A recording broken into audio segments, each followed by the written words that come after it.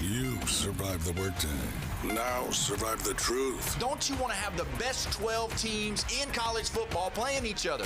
It's time for the hardest hitting 2 hours on the Panhandle. I love it. You're coming through. You got it, baby. Now into the huddle with Paul Wilson on the Sports Blitz. It is a joyous day. I love your show. From the Emerald Coast to the edge of the atmosphere.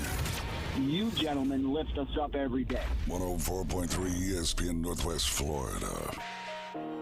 What it do, people? It's the homie Lil Cash. Right now you tuned in with Paul Wilson on the Sports Blitz. 104.3 ESPN, Northwest Florida. The hottest sports show in the South. Let's go. It's Lil Cash with another hit with Paul Wilson on the Sports Blitz. Where they talk trash and they talk ish. When it comes to sports, man, they too legit. It's 104.3 ESPN. If you love sports, better chime in. NFL, college, local sports, they got it. NBA, they got it. Sports Blitz, the topic. The show hottest wasabi. Better tune in and go watch it. Sports Blitz with Paul Wilson. If you even tried, you can't stop it. Bone Crusher gon' pop it. No Jeff gon' pop it. Go like, comment, subscribe, and share right now. It is Thursday, and you are locked in to 104.3 ESPN Northwest Florida. This is the Sports Blitz with Paul Wilson, and we're so glad you've joined us today on this rainy day, but more rain's coming kind of day here in Panama City Beach. So glad to have you joining us. Don't forget, if you want to be a part of this show, you can be. 850-215-6290 is the way you do that. Also, don't forget the Braves tonight. Well, you got to forget them about tonight because they are postponed due to all this rain coming across from Louisiana. We can blame LSU fans, Jeffrey's family, for all this rain coming this way. So either way, no Braves tonight, but they will pick up tomorrow night right after the show. 6 o'clock is the coverage time, 6:15.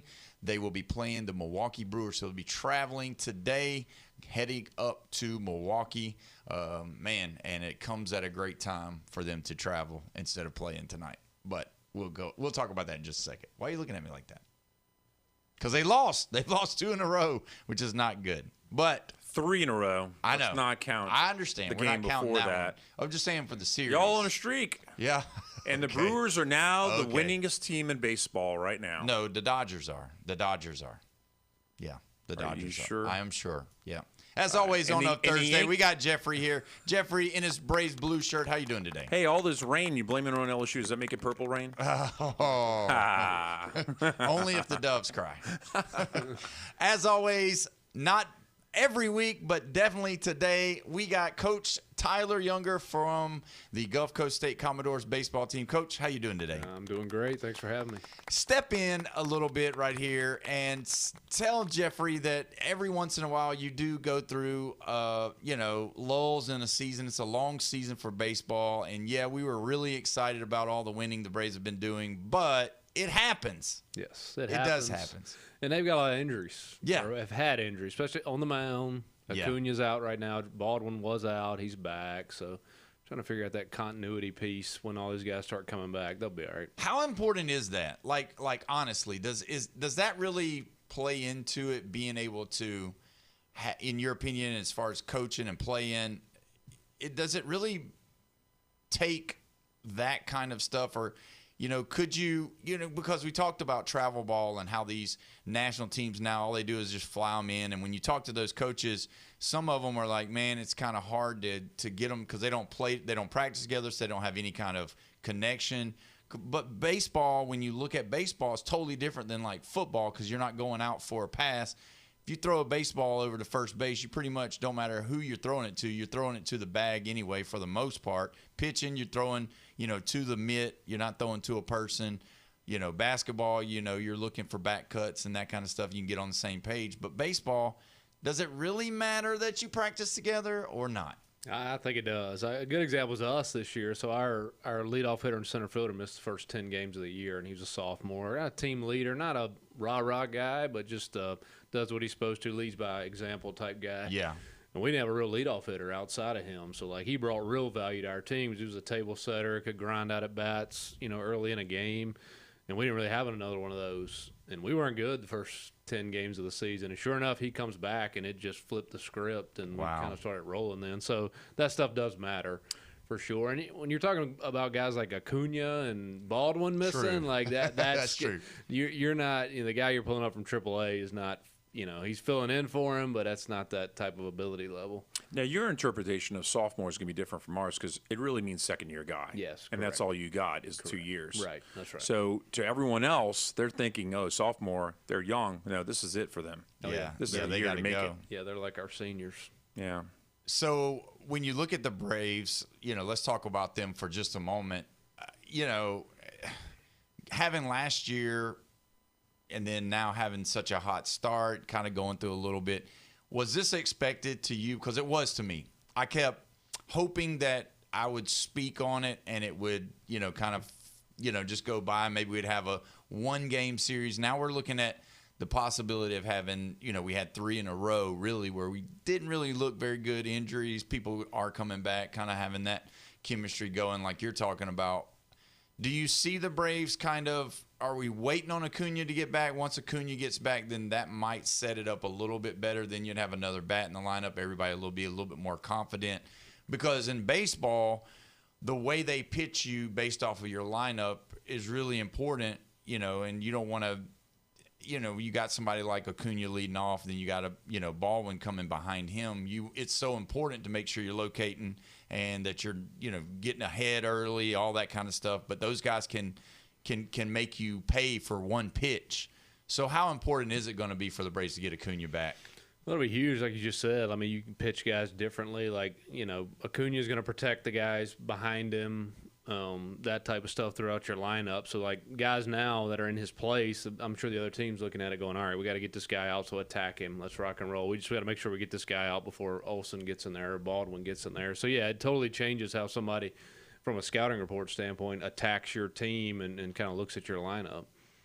So let's switch it over to you guys right now. So you're in the middle of recruiting and, having visitors, having to go. Are you going to see them or are they coming to see you in the JUCO game right now? So, like, transfer guys are leaving schools. They're coming to see us, because we can pull up video and all that type of stuff, make phone calls on those kids. As far as the high school kids for the following class, so they graduate in the 27 class, we're going out and watching guys and identifying guys we like, and then if we like them, getting them to campus and offering them and trying to get them here. Is there a specific, summer ball league that you kind of go after or that you kind of really pay attention to more than others?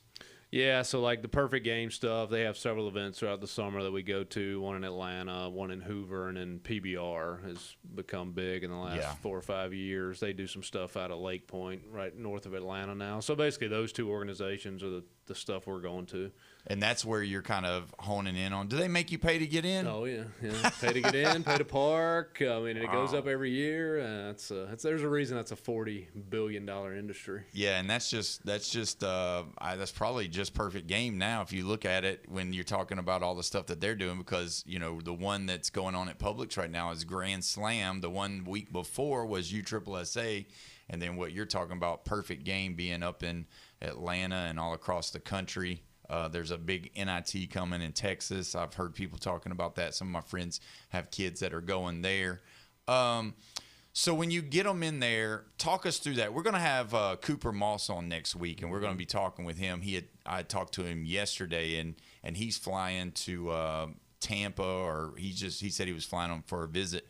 And I want to get your perspective on what it's like in the room sitting there and what kind of stuff do you say? What do y'all talk about when you're in there? Because obviously you only have a certain amount of time.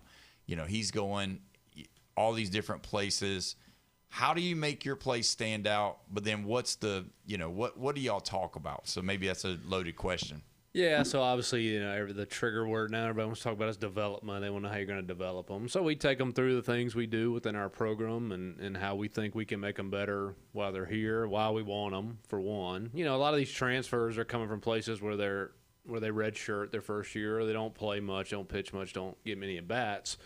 So, something our level, especially if they're coming from a big place or a good high school player, you hope, like, they come down to junior college level and they can be good at our level. Like, one thing we don't do is promise guys playing time or any of that. We just say, hey, the expectation would be for you to be our starting shortstop or our number one arm. You're going to get the opportunity to do that, but you got to come here and do it. Like, yeah.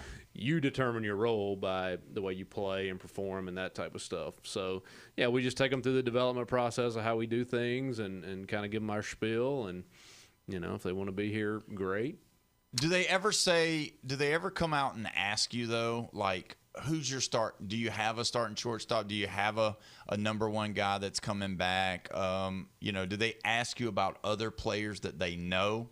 Because at this level, they've kind of already either played against or have played with, whether it be summer ball, whether it be, in college already.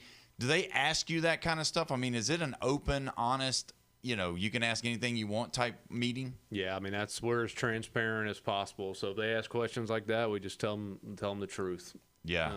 Usually, if we already have a starting shortstop, we're not trying to bring a guy in to play over that guy unless he just wasn't good the year before. So, I mean, if we're bringing in an infielder, it's more of a utility type guy. We feel like can play some other spots on the infield. But we also tell our guys who were here the year before, even if our starting shortstop's coming back, like, hey, if we played a game tomorrow, yeah, you'd probably be our starting shortstop. But if we go through the fall and in the preseason and the spring, and you're not good and you're not playing well, and somebody beats you out, that guy's playing. Yeah. Just so they don't get complacent. And that's the God's honest truth, too. Like, because some guys can get complacent if you allow them to.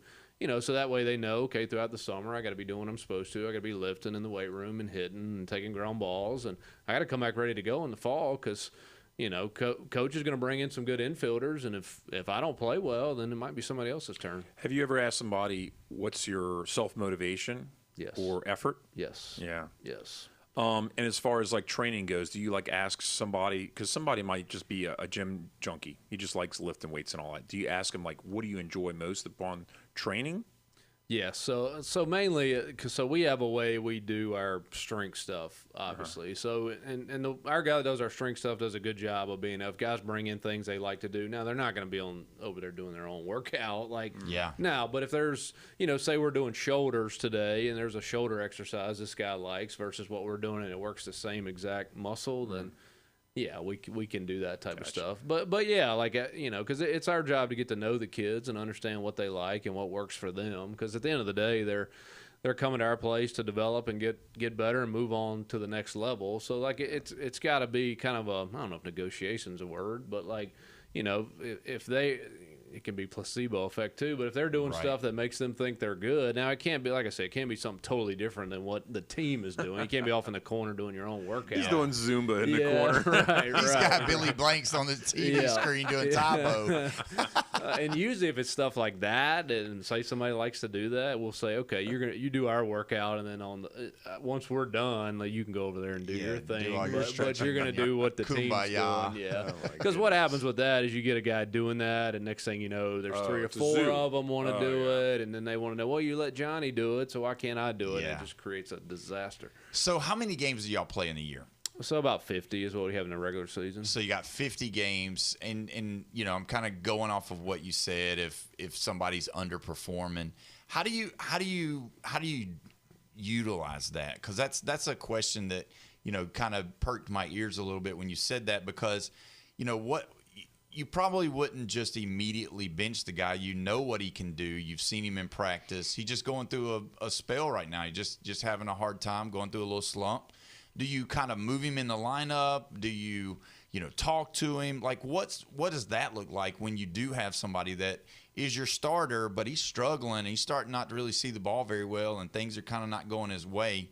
What do you do on that regard? Yeah, so, like, your team has all kinds of different dynamics. Let's say your shortstop's your best shortstop option no matter what. Like, he's trotting out there at shortstop every day because you don't have a better option out there. Like, that guy you're pulling to the side and having a conversation with. And we probably always start with, hey, you're our shortstop. So you could be 0 for your next 30, and you're running out of shortstop. And sometimes that'll automatically trigger something in their brain. Okay, I'm good. They'll take a deep breath, and then all of a sudden, next thing you know, they're hitting. Like, coach, trust me.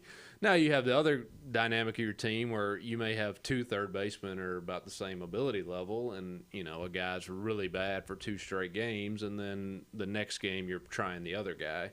When we do stuff like that, we'll pull the guys to the side and say, hey, look, you're over your last 8 with 6 strikeouts. You're struggling a little bit. We're going to give you a breather today. We're going to let, Timmy over here get his opportunity.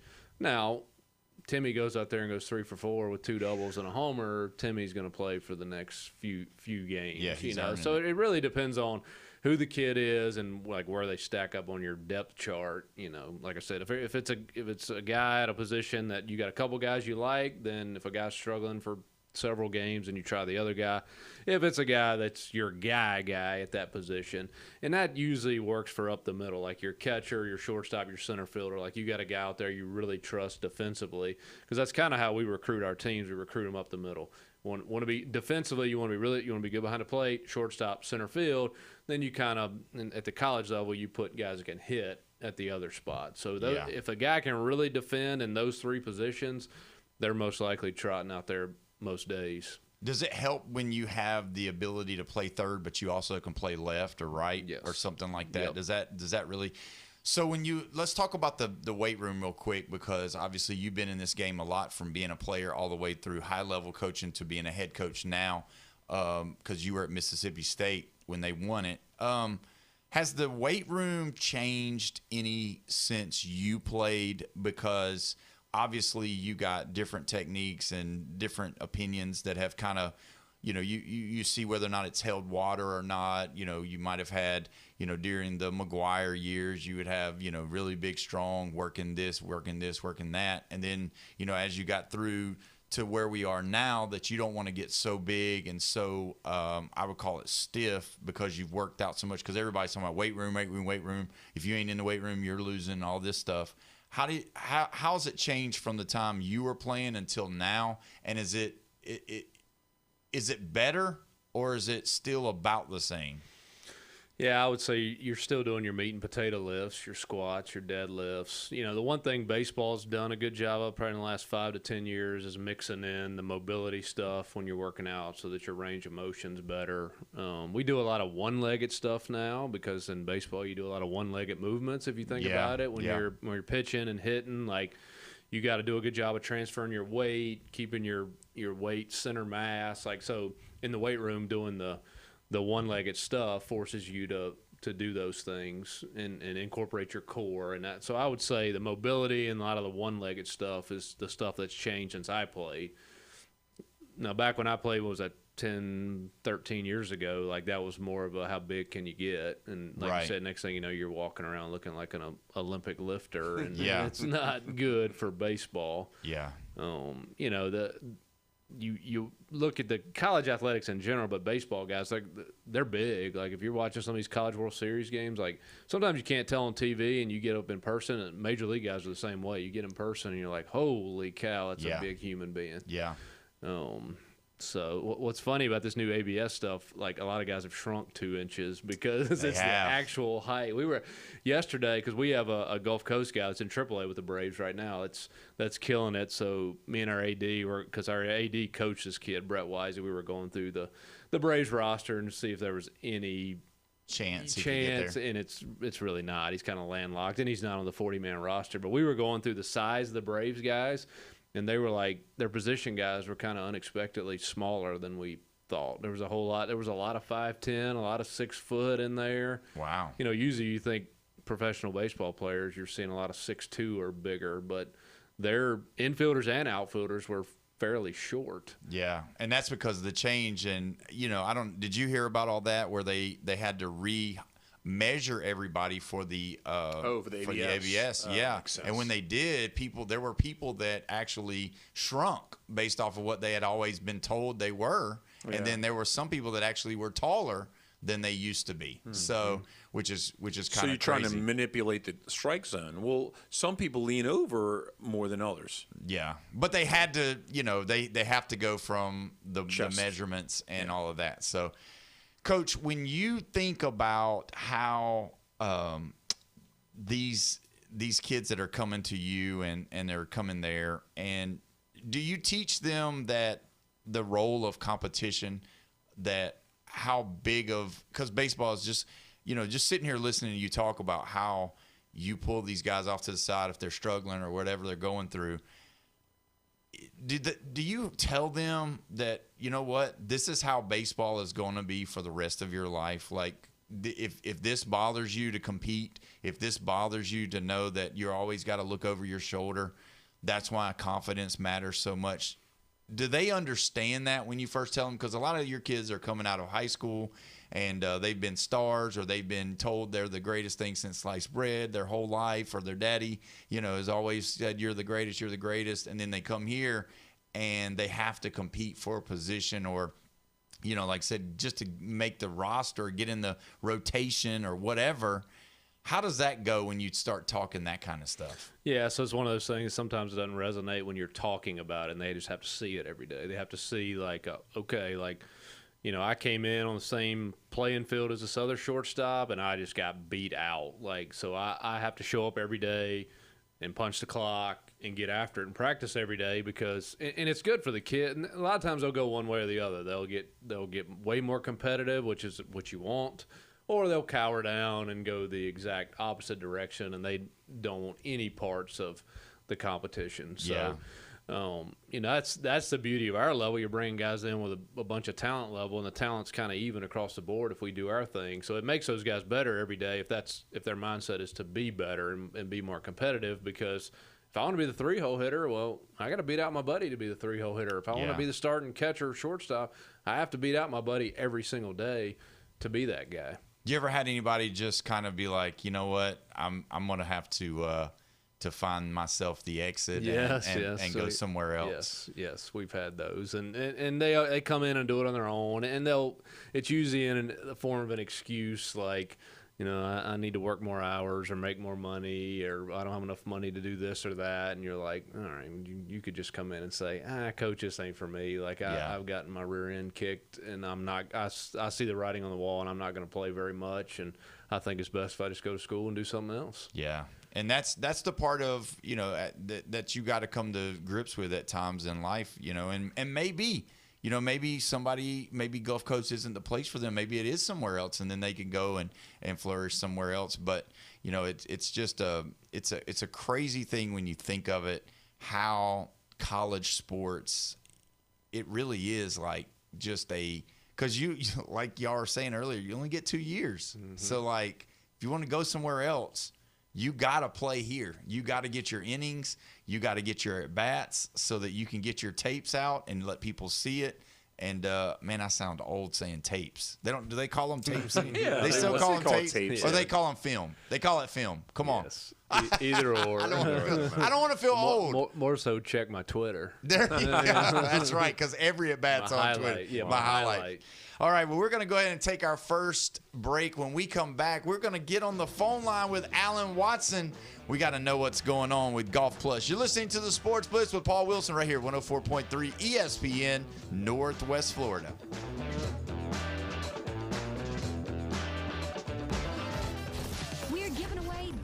Double the boiled seafood. All yours just for tapping your phone. It's the Lone Star Daily Double Boil. Daily Double Boil. On 104.3 ESPN Northwest Florida. Just open the ESPN Northwest Florida app and smash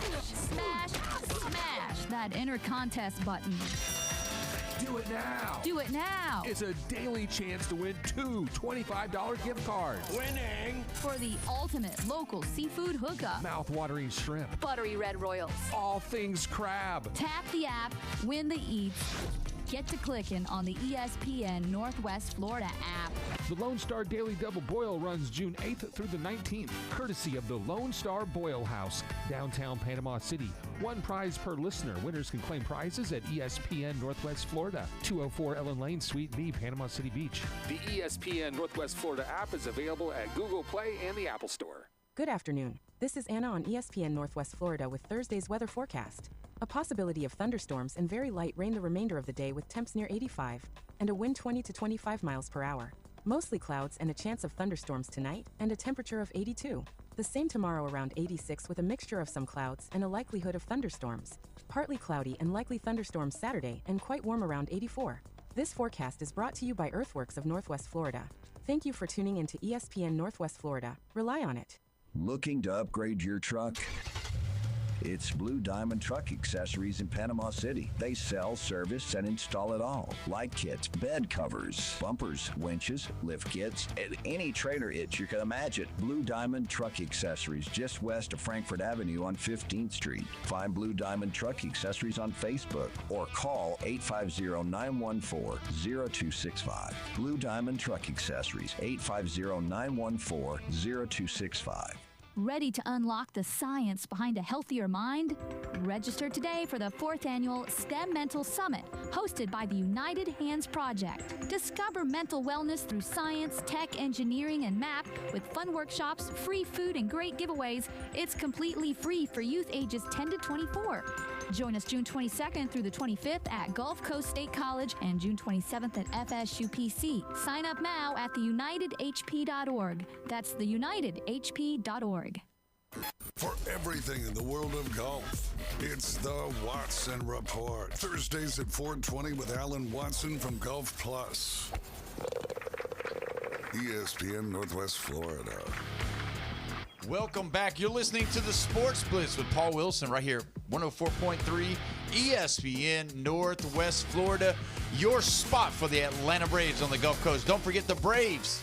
They will not be playing tonight, but they'll be playing tomorrow night. 6 o'clock is the coverage. 6:15 is the first pitch.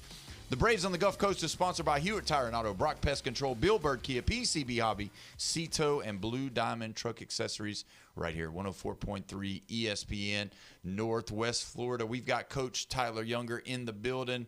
We've got Jeffrey here, Bone Crushers here, and now on the phone line for the Golf Plus segment, we've got Alan Watson on location around Tampa. How you doing today, Alan? I'm good. I'm doing better than the Braves starting pitching is doing. So I don't know what's going on. They're falling apart. But anyway, I don't want to talk about it. Yeah, I know it's a tough thing right now. And Jeffrey, he tried to commandeer the first segment by talking about it, and I refused to let it go because my name is Paul Wilson. This is my show, and we ain't doing that kind of stuff here. That negativity don't live here. Yeah, the truth doesn't live here. We got some truth that we got to share a little bit later that we maybe made a little false statement yesterday that we'll talk about. But nothing bad. It was just, just another segment that we got to talk about. So how's it going? Where are you at right now? So I'm in Newport Richey, right outside of Tampa, Florida.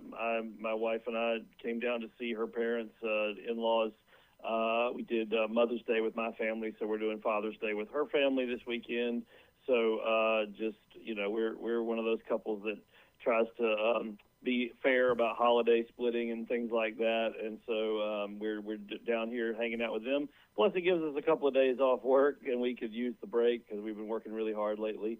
So play a little golf tomorrow with my father-in-law and my brother-in-law, and celebrate the weekend with Dad down here, and we're just trying to have a little fun. Is that going to be competitive? Is that? I mean, do you and brother-in-law get like? No, I mean, I'm a significantly better golfer than them, but I'm not saying that to brag. Nice. I've been playing my whole life, and they're more just casual, like play a handful of times a year kind of golfers. So it won't be competitive, but it'll be fun, and it's just it'll only be like my 5th round of the year because I have not taken enough time to play golf. So we'll see how it goes. Yeah, I would definitely bet on dinner. I mean, you know what I mean? I'd make father-in-law pay for dinner for sure if I beat you on this hole right here that I'm about to hit 190 yards. He's not. He's like I said, it's not going to be super competitive. So we'll see. It'll be fun though. That's all that matters. We're just gonna have some fun. So what's going on?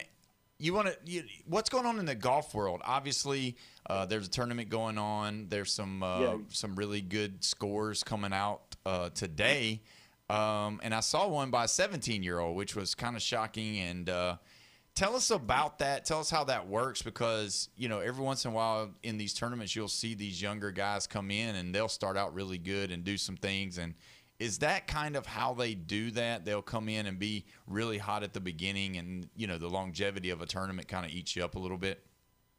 Yeah, this is the U.S. Open this weekend at Shinnecock up near New York. So this is obviously one of the majors for the year. So this is a big tournament, very difficult, hard conditions. The greens are going to be fast.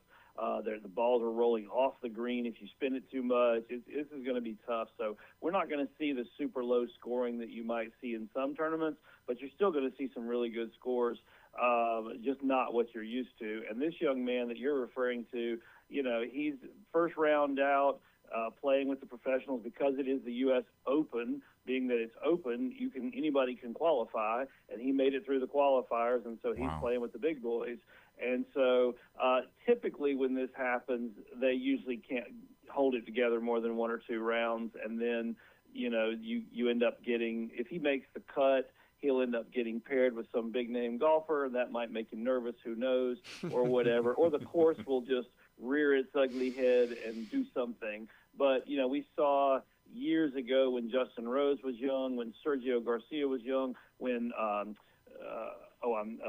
the Jordan Spieth from Texas, when he was young, a lot of these guys were able to play in big tournaments when they were 16, 17, 18, either by qualifying or by sponsors' exemptions. And, they would all these guys, of course, they're future stars, so they would have one, maybe two rounds incredible, like you mentioned. But, yeah, usually it's hard for somebody that doesn't have the maturity that these other guys have, doesn't have the years of the game under their belt to really shine for 4 days in a row. Would be difficult at this prestigious level.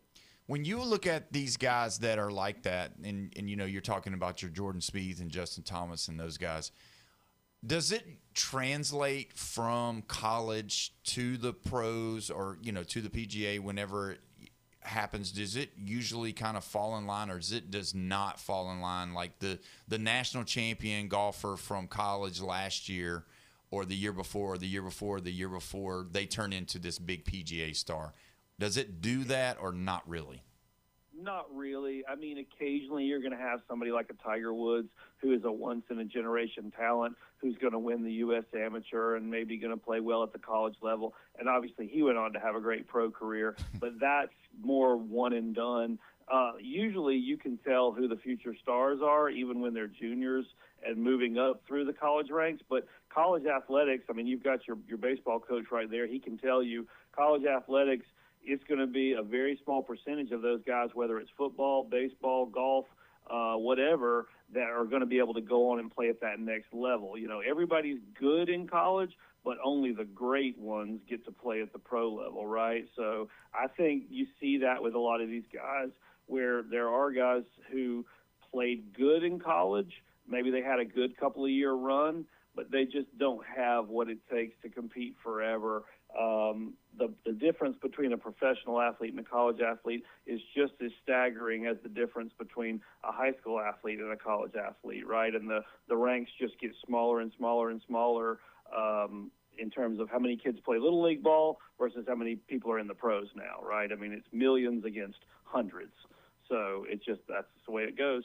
Yeah, there used to be a couple of years ago, I remember talking to a guy and was like, man, if you want a college scholarship, you get your kid in golf. If you can get him with a coach and learn and be able to get, some of your books and fees and all paid for, that's one of the easier ways to get into college on scholarship is to play golf. And so that doesn't surprise me that it's a really small percentage. I wondered about that. Now, let's talk about the Golf Plus, whatnot, and all of the things that's going on. Obviously, you mentioned it. It's Father's Day weekend, and I'm sure Golf Plus has got some kind of special deals going on, maybe the Jeffrey Daddy deal going on at Golf Plus. We have been rocking and rolling, heading towards Father's Day. We just got in some specials from Wilson. We've got some Wilson. That's a good name. That's a good name. Yep. We've got a stack of them. It's literally, I got a pallet of golf balls in from Wilson. And so I have a huge stack of them right when you first come in, lots of different colors and lots of different styles. But we've got a single dozen, a 2 dozen, and a 3 dozen or more pricing on those. So we've got some special deals going there. We've got a few other little like bag specials and whatnot, but we're not huge on sales. We don't do a ton of that type stuff because honestly, most of what we have is kind of current, inventory. So we don't have a lot going on, but a lot of people obviously for Father's Day are buying gift cards so that Dad can come in and get what he wants. So we're doing a lot of that as well. We got new hats in recently, so we got some stuff there. And I've got a couple of new brands of product that we haven't gotten in yet, but we will have soon. So I'm excited about that. We're bringing melon hats in, which is our super high-end hat. If you know anything about melon hats, they are amazing. So we're excited about that. We've got some new brushes coming in from a company called Groove It. And then we've also got a whole new brand of golf clubs that's kind of a young company, but they're doing some really dynamic things with fitting. It's called Forward Golf. So we'll be doing that as well. We just inked that deal today. So just really excited about the growth and the future of the business. We're never going to rest on our 31 years in the business. We're going to always keep pushing forward. Yeah, and all of the stuff that you have every week, week in, week out, is going on as well with your lessons, with your guy there, with your fittings, with all of the stuff. How about Whatnot? Where can people find you guys on Whatnot? Tell us what you got coming up for the week for that. Yeah, Beach Golf Shop is the name, a Beach Golf Shop on Whatnot. The next show will be Sunday night, Father's Day evening. We're having to take a couple of days off because of me being out of town. So, but my son and then my co-host Nate that runs the show with me, normally they will do the show on Sunday night. I won't get back till Monday, but we've already got several more shows for next week booked. We've got new products coming in. We've already got some new product from Callaway. We've got new stuff from Good on the way. So we're just getting new stuff in almost every day so that we can keep all the shows fresh and with lots of new inventory. So if you're looking for a deal, that's really more where my deals are, is online versus in store. And if you're looking for something special, maybe that you can't find anywhere else, that is, headwear, towels, golf balls, all kinds of fun stuff that we do there on the Whatnot. There's a crazy story that I was waiting to tell you, and now's the best time to do it. So I was at the Publix baseball facility the other day. My son's playing in the World Series last week, and a guy that I've seen before, he's like, "Hey man, how you doing?" And he was like, "Love your show." He said, "Funny story. I went on the Whatnot for the Golf Plus guy." And he said, I actually ordered stuff off of there and just had it shipped to my house because I'm always busy running around and I don't really have time to go to the shop. He said, that was the greatest thing I could have done. He said, I got my stuff. I ordered it and boom, it showed up at my house a couple of days later. He said it was fantastic. So there you go. Yeah. Thank you so much. Yeah, we love it. We love the ability to connect with people. I had a customer the other day that came in the store to pick up his Whatnot order, and he doesn't even live anywhere near here. He just happened to be down here on vacation. He liked Whatnot, and he knew my shop from shopping with me a year ago, and so he was on Whatnot, and he said he looked at the phone, and he showed it to his boys, and he said, hey, boys, isn't this the guy we shop with when we're down here, you know? And so he bought and then came and did in-store pickup. And he's from North Alabama. So, yeah, the local folks can choose to pick up locally, or they can have it shipped to their house. Like you said, we literally shipped out last week all over the country. We've probably shipped to every state so far. And so we're having a lot of fun with it, and we know it's where people want to be shopping. So if that's where people are going to be, then we're going to show up there and try to accommodate that. Alan, we're almost up against a break. Give us the hours of operation and the location so everybody can know and be familiar where you are. Absolutely. We're in the shops at Edgewater, right next to Firefly Restaurant and the new location of Panama City Coffee. We are right there on the corner of Front Beach and Richard Jackson Boulevard, Rocket Lanes, and all that stuff's in that shopping center. So anyway, that's where we are. We are 9 to 5 Monday through Friday, 10 to 4 on Saturday, closed on Sundays. And then obviously, like I said, you can catch us on Whatnot 3 or 4 nights a week. At Beach Golf Shop. You can find us on eBay. You can find all the social medias, Instagram, Facebook, TikTok. It's all Golf Plus PCB. So we'd love to see you online or in store. Who do you got for the U.S. Open? What do you think? Who do you think? Give me a 1, a 2, and a 3 of possible winners. I'm going to go a little. Bryson's, he's doing well, but he's not finished with his round yet. But I'm going to say Bryson. I like him a lot. I like Ludwig Oberg. He's playing great. And then right now, honestly, Rory's just hot. So I think Rory has another chance to win another major this year. It's a really stacked leaderboard, so it's going to be exciting. Well, I was a little shocked you didn't have old Chefy Chef in there. I know we always talk about it. He's not been as on fire. I know he's just not been as on fire this year, so we'll see if he gets back to it. But, hey, happy Father's Day to you guys. I know you're a dad, so and I know I'm Jeffrey's dad pretty much Monday through Friday right here. That's right. That's right. Well, you two, thank you so much. We appreciate it. You guys have fun and be careful and make sure. I mean, I'm all about competition. Now you said there wasn't going to be a lot of competition, but let Pops know down there who's the golf man in the family. All right.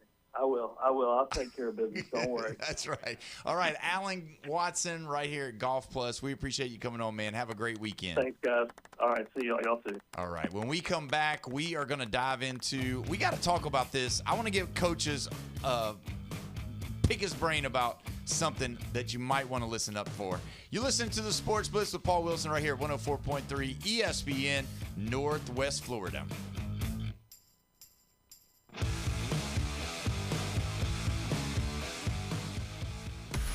Lock it in and rip the knob off. 104.3 ESPN Northwest Florida has turned up the power. I'm getting an orgy, squad captain. From Port St. Joe to Panama City to Fort Walton Beach, the biggest sports signal in the Panhandle. If I push it any harder, the whole thing will blow. 104.3 ESPN Northwest Florida. Overheard at the Hard Rock Bet Party. Hey man, what's Hard Rock Bet giving you players? If you win your first $5 bet, you get $150 in bonus bets. $7.50. ¿Cuánto? Oh, was that Ronaldinho? Sounds like his first bet scored. Hard Rock Bet Sportsbook. Roll with us. New customers bet $5, get $150 in bonus bets if you win. Payable in bonus bets, not a cash offer. Offered by the Seminole Tribe of Florida. Must be 21 plus and physically present in Florida to wager. Terms and conditions apply. Concerned about your gambling? Call or text 1-833-PLAY-WISE. 360-degree protection of your home, 365 days a year, one low monthly price. Brock Lawn and Pest Control offers an affordable program that provides our customers with peace of mind. Brock 365. We like bundling pest control with termite protection for a low monthly payment. We couldn't be happier with the results. Most treatments are done outside, and we haven't had any issues in over 3 years. Call us today for your free consultation. Brock Lawn and Pest Control. Ready to play? Welcome to DuPlay, your premier indoor destination for family fitness and total fun. DuPlay is designed for fun, movement, and skill building for all ages. Kids can explore our active playgrounds, while athletes and teams can utilize our turf fields, indoor soccer, batting cages, full basketball, and volleyball courts. With open play, training space, and structured activities, it's all inclusive at the new DuPlay in Panama City. Take a look now at DuPlayOnline.com. That's DuPlayOnline.com. 104.3 ESPN Northwest Florida gets results. Here's Alan Watson from Golf Plus in Panama City Beach. When we first came to Panama City Beach to launch our business, we didn't really have a voice and we didn't have any way of letting people know that we were here and we were new. ESPN Radio has given us a way to reach our audience, which is sports fans, because of being in the golf industry. And we've managed to grow the business while staying on the radio for 6 straight years. So it's been the kind of thing that's really helped us to grow. It's brought in the most business, and it's the thing that we're recognized for and people associate us with. I couldn't be happier with our association with ESPN Radio. To see how 104.3 ESPN Northwest Florida can help grow your business, go to ESPNPC.com and click the contact button. That's ESPNPC.com and click contact. Your put-downs, smackdowns, and shutdowns. That's the difference between a winning football team and a losing football team. It's a Trash Talk Thursday on the Sports Blitz with Paul Wilson. 104.3 ESPN Northwest Florida. We are back live and local right here at 104.3 ESPN Northwest Florida. This is the Sports Blitz on this rainy, windy day in Panama City Beach, Florida. And we're so glad you joined us. Don't forget, the Lone Star Daily Double Boil is still in effect. All you have to do is go to the ESPN Northwest Florida app and smash the enter contest button. Every day from now until tomorrow, you can have a chance to win 2 $25 gift cards to the ultimate local seafood hookup. Fresh seafood, buttery Royal Reds, all things crab. Tap the app, win the eats, get ready to eat like a local right here at 104.3 ESPN Northwest Florida. Just also want to remind you, no Braves tonight. That game has been postponed, so we will not have the Braves after the show today. We will tomorrow as they take on the Milwaukee Brewers, hoping to turn that around, and then they will pick back up on Saturday as well. 1:55 during the day. First pitch is at 3:10. You can watch them and listen live right here at 104.3. We got Coach Tyler Younger here from Gulf Coast. We got Jeffrey here, Bone Crushers here. Coach, we got to talk about this Swordsby with him. All this craziness going on with college football. Now, he's going to go in the supplementary draft. Jeff yesterday said that it looks like around a 6th round pick is going to be offered for him, because that's how it kind of works. You got to get the pick to be able to get in the draft on this. But I heard today that there's a possibility of a 3rd round being where he's going to land. Jeff, you've down-talked him a little bit about being number, what was he, 48th? 48th in passing yards and above 100 on the completion percentage. Yeah. So I've heard people talk about him, and some executives from the NFL have done some evaluations, and you're laughing, but you're going to laugh a lot more, because I've heard that they're categorizing him in a group of people that I'm just surprised. Patrick Mahomes, Zach Wilson, and Caleb Williams are the 3 names that he has been compared to. He's big, he's strong, he's athletic, and those three people have been named when describing the style of play that Brendan Swordsby plays like. So, Coach, what do you think about that? Well, my question is, he could have gone in the draft this time, right? Yeah. Why did he not? If he was that good and he was he could be compared to those guys, why didn't his agent advise him to go into the draft this time? Yeah, because especially with the draft being as weak as it was at the quarterback position, you realistically only had 2 quarterbacks that were even mentioned. Obviously, Fernando Mendoza and then Ty Simpson. But that's a great point. And what's funny to me is that's a great point. The other point is the team that everybody's talking about is the Arizona Cardinals, who took the 3rd quarterback in the draft at Carson Beck. Right. So, Jeffrey, what do you think about that? Well, I did hear the Arizona thing. I also heard Steelers, which has surprised me. Yeah. Because this is going to be the last year for Rodgers. Aaron Rodgers. And then, of course, the Jets that everybody kind of knew is kind of like, the Jets need somebody, right? Yeah. Well, the thing is about it, I'm still not letting off the 6th round. I'm still not. There's talk about 3rd or 4th round, and I just don't see it happening, because that's giving up a whole lot for next year's draft. And if you can get away with just getting rid of a 6th for this guy, put him on the practice squad.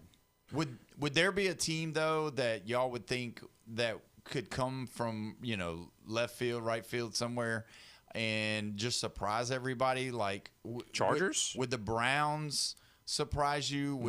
They got a full room, and they got to figure out what's going on. What about someone like Cincinnati that, Burrow's been hurt at times? They are talking a lot about this year's team being, ready to go. He said it looks like he feels like it's the 2019 LSU team, how much talent they've got. He's making statements like that. But it would all go down the drain if Burrow gets hurt, which everybody agrees on. Could you see somebody giving up a 3rd round, 4th round, or 5th round for somebody, in essence, a quarterback in waiting type scenario? I personally, if I'm a GM, I can't go there in my brain. I mean, you think about, okay, so he's got this gambling tag that's going to chase him around, and I don't know. You look at, if that stuff's true about what he was doing in the gambling world, like, that guy had a problem. Yeah.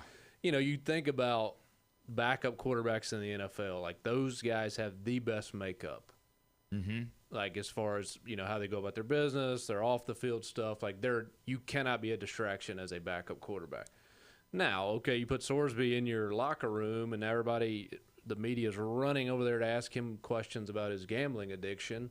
Is that going to upset your star players that should be getting the attention? I just think it would create a weird dynamic in your locker room for a guy that, let's be honest, in my opinion, I've watched him a few times. I think he's a backup at best in the NFL, if not third string. Like I said, those guys, most of your starting quarterbacks have really good makeup outside of maybe a couple guys, Deshaun Watson, and he might be the only one you can name that doesn't have great makeup, because that's the leader of your team. Like, how can you take this guy serious? He's got this crazy gambling addiction. He got kicked out of college basically because of it. He couldn't play at Texas Tech because of his issues. Like, who is going to take that guy serious in a leadership role? Yeah. The agent's saying all these NFL teams are calling, but they're not. There's just a handful. There's a few of them. The first question they want to ask is about gambling, but they're not asking that because they don't want to offend them right off the bat, because they're going very cordial with it.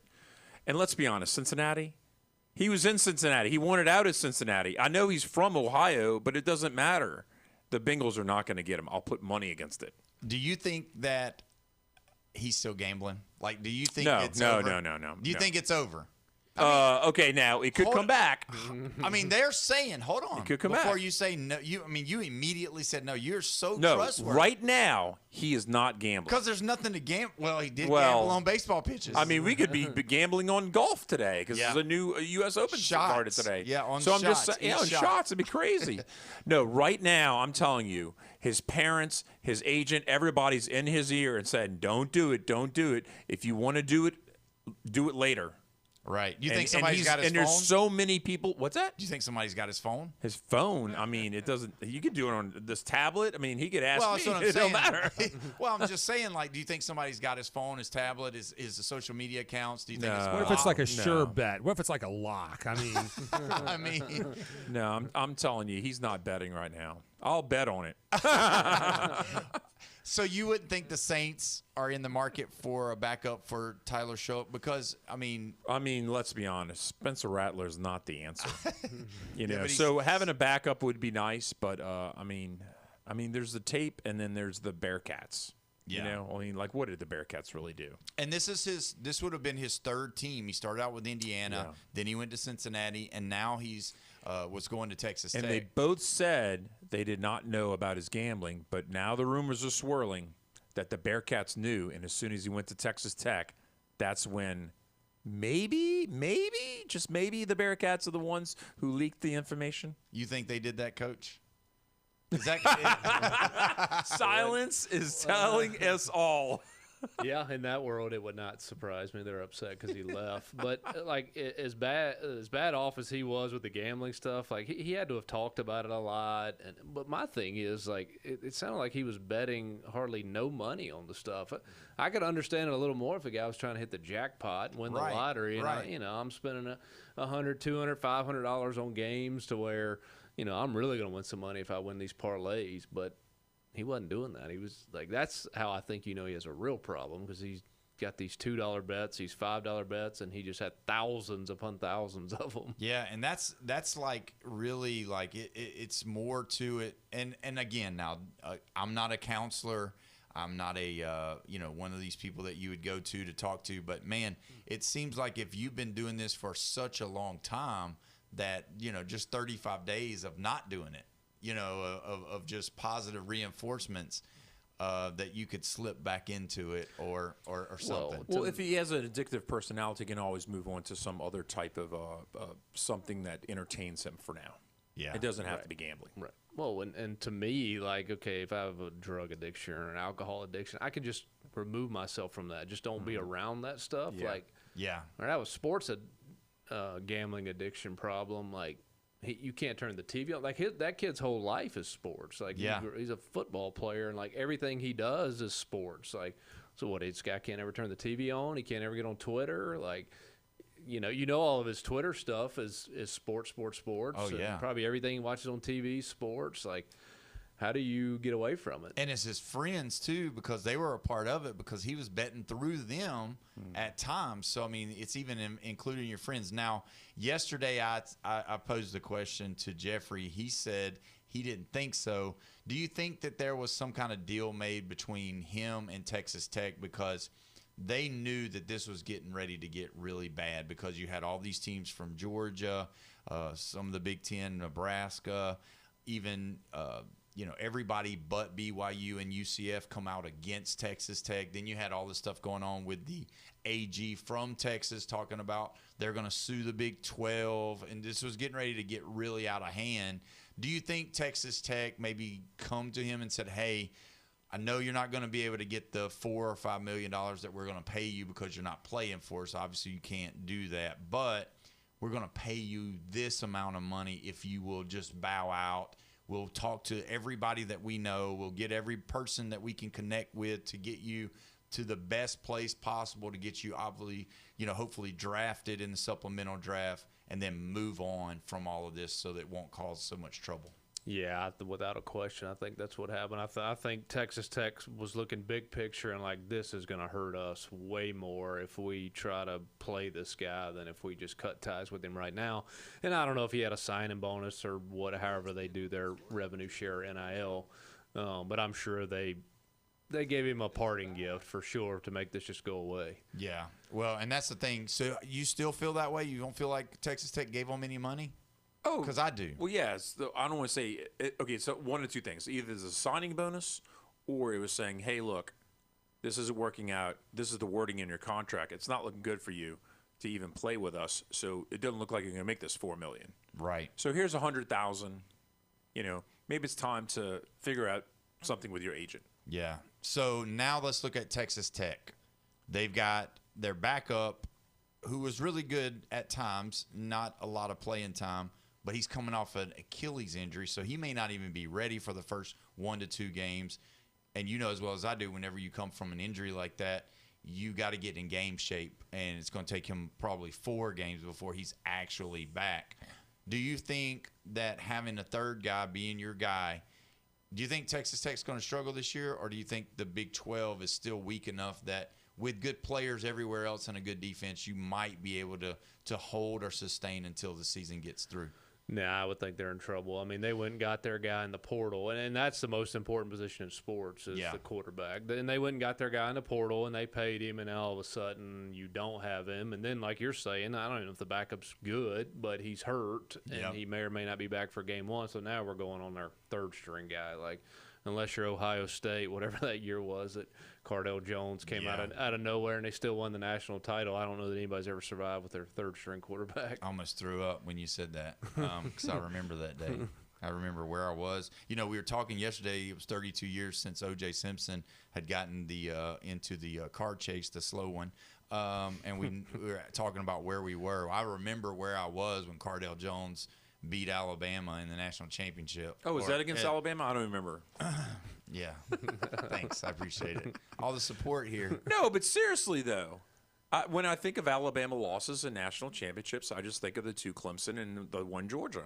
I even forget about the Ohio State. Yeah. It's the least memorable of all Alabama losses I've ever not remembered.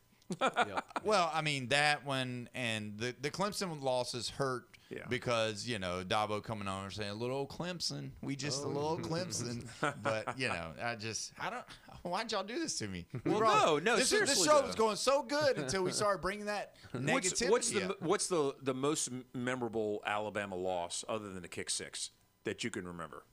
The one that Clemson, yeah. Is it the Trevor Lawrence or the Deshaun Watson? It's both. I hated the Deshaun Watson loss because of how Kirk Herbstreit and Chris Fowler almost talked it into existence because of their biased commentating on the television. I remember right where I was at. I was sitting there with my wife watching it, and I was like, are you hearing this? It's like, whoever their running back was, I don't even remember, but say Deshaun Watson went for, he gallops for another 6 yards, and then all of a sudden it's like, Alabama runs for 6 yards. It's just like it was totally biased about how they wanted Clemson to win. So anyway, we're going to end this segment. When we come back, more Alabama winning when we come back. When we come back, more Alabama winning, not negativity. You're listening to the Sports Blitz with Paul Wilson right here, 104.3 ESPN, Northwest Florida.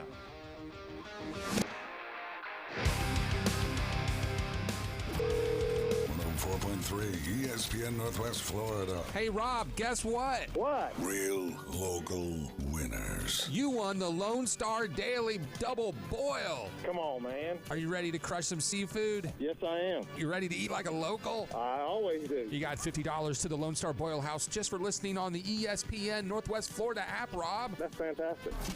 Keep listening to Win on the Gulf Coast. 104.3 ESPN Northwest Florida. Good evening. This is Joanna on ESPN Northwest Florida with your weather forecast on this Thursday. A mixture of mostly clouds and a likelihood of thunderstorms tonight with a moderate breeze out of the south-southwest around 18 miles per hour and temps near 83. Tomorrow morning we will have light sprinkles and likely thunderstorms and be hot at 85. Likely thunderstorms and some sun in the afternoon and evening and a high 86. This forecast is brought to you by Earthworks of Northwest Florida. Thank you for keeping that dial on ESPN Northwest Florida. Rely on it. Dad never had a loud kind of love. It was steady. It was showing up. It was letting you know I've got you without saying a word. This Father's Day, give him something he can wear every day with pride. At Coin and Bullion Reserve's Fine Jewelry on the corner of East Avenue and 15th Street, we'll help you find a piece that says thank you in a way that goes beyond simple words. For the man who held it all together, hold on to him. When it comes to building smart and roofing right, TK Vandy's is the name you can trust. They're your go-to for general contracting, design build solutions, and top quality roofing. From concept to completion, they deliver excellence on time and on budget. Whether it's a custom build or a complex renovation, they've got you covered, literally. Call TK Vandy today and build something better. Together, TK Vandy, built with purpose, roofed with pride. WGSX Lynn Haven, WVOQ Port St. John. ESPN Northwest Florida. Get off the sidelines. This is where your life finally comes together. And into the Sports Blitz with Paul Wilson. Exclusively on 104.3 ESPN Northwest Florida.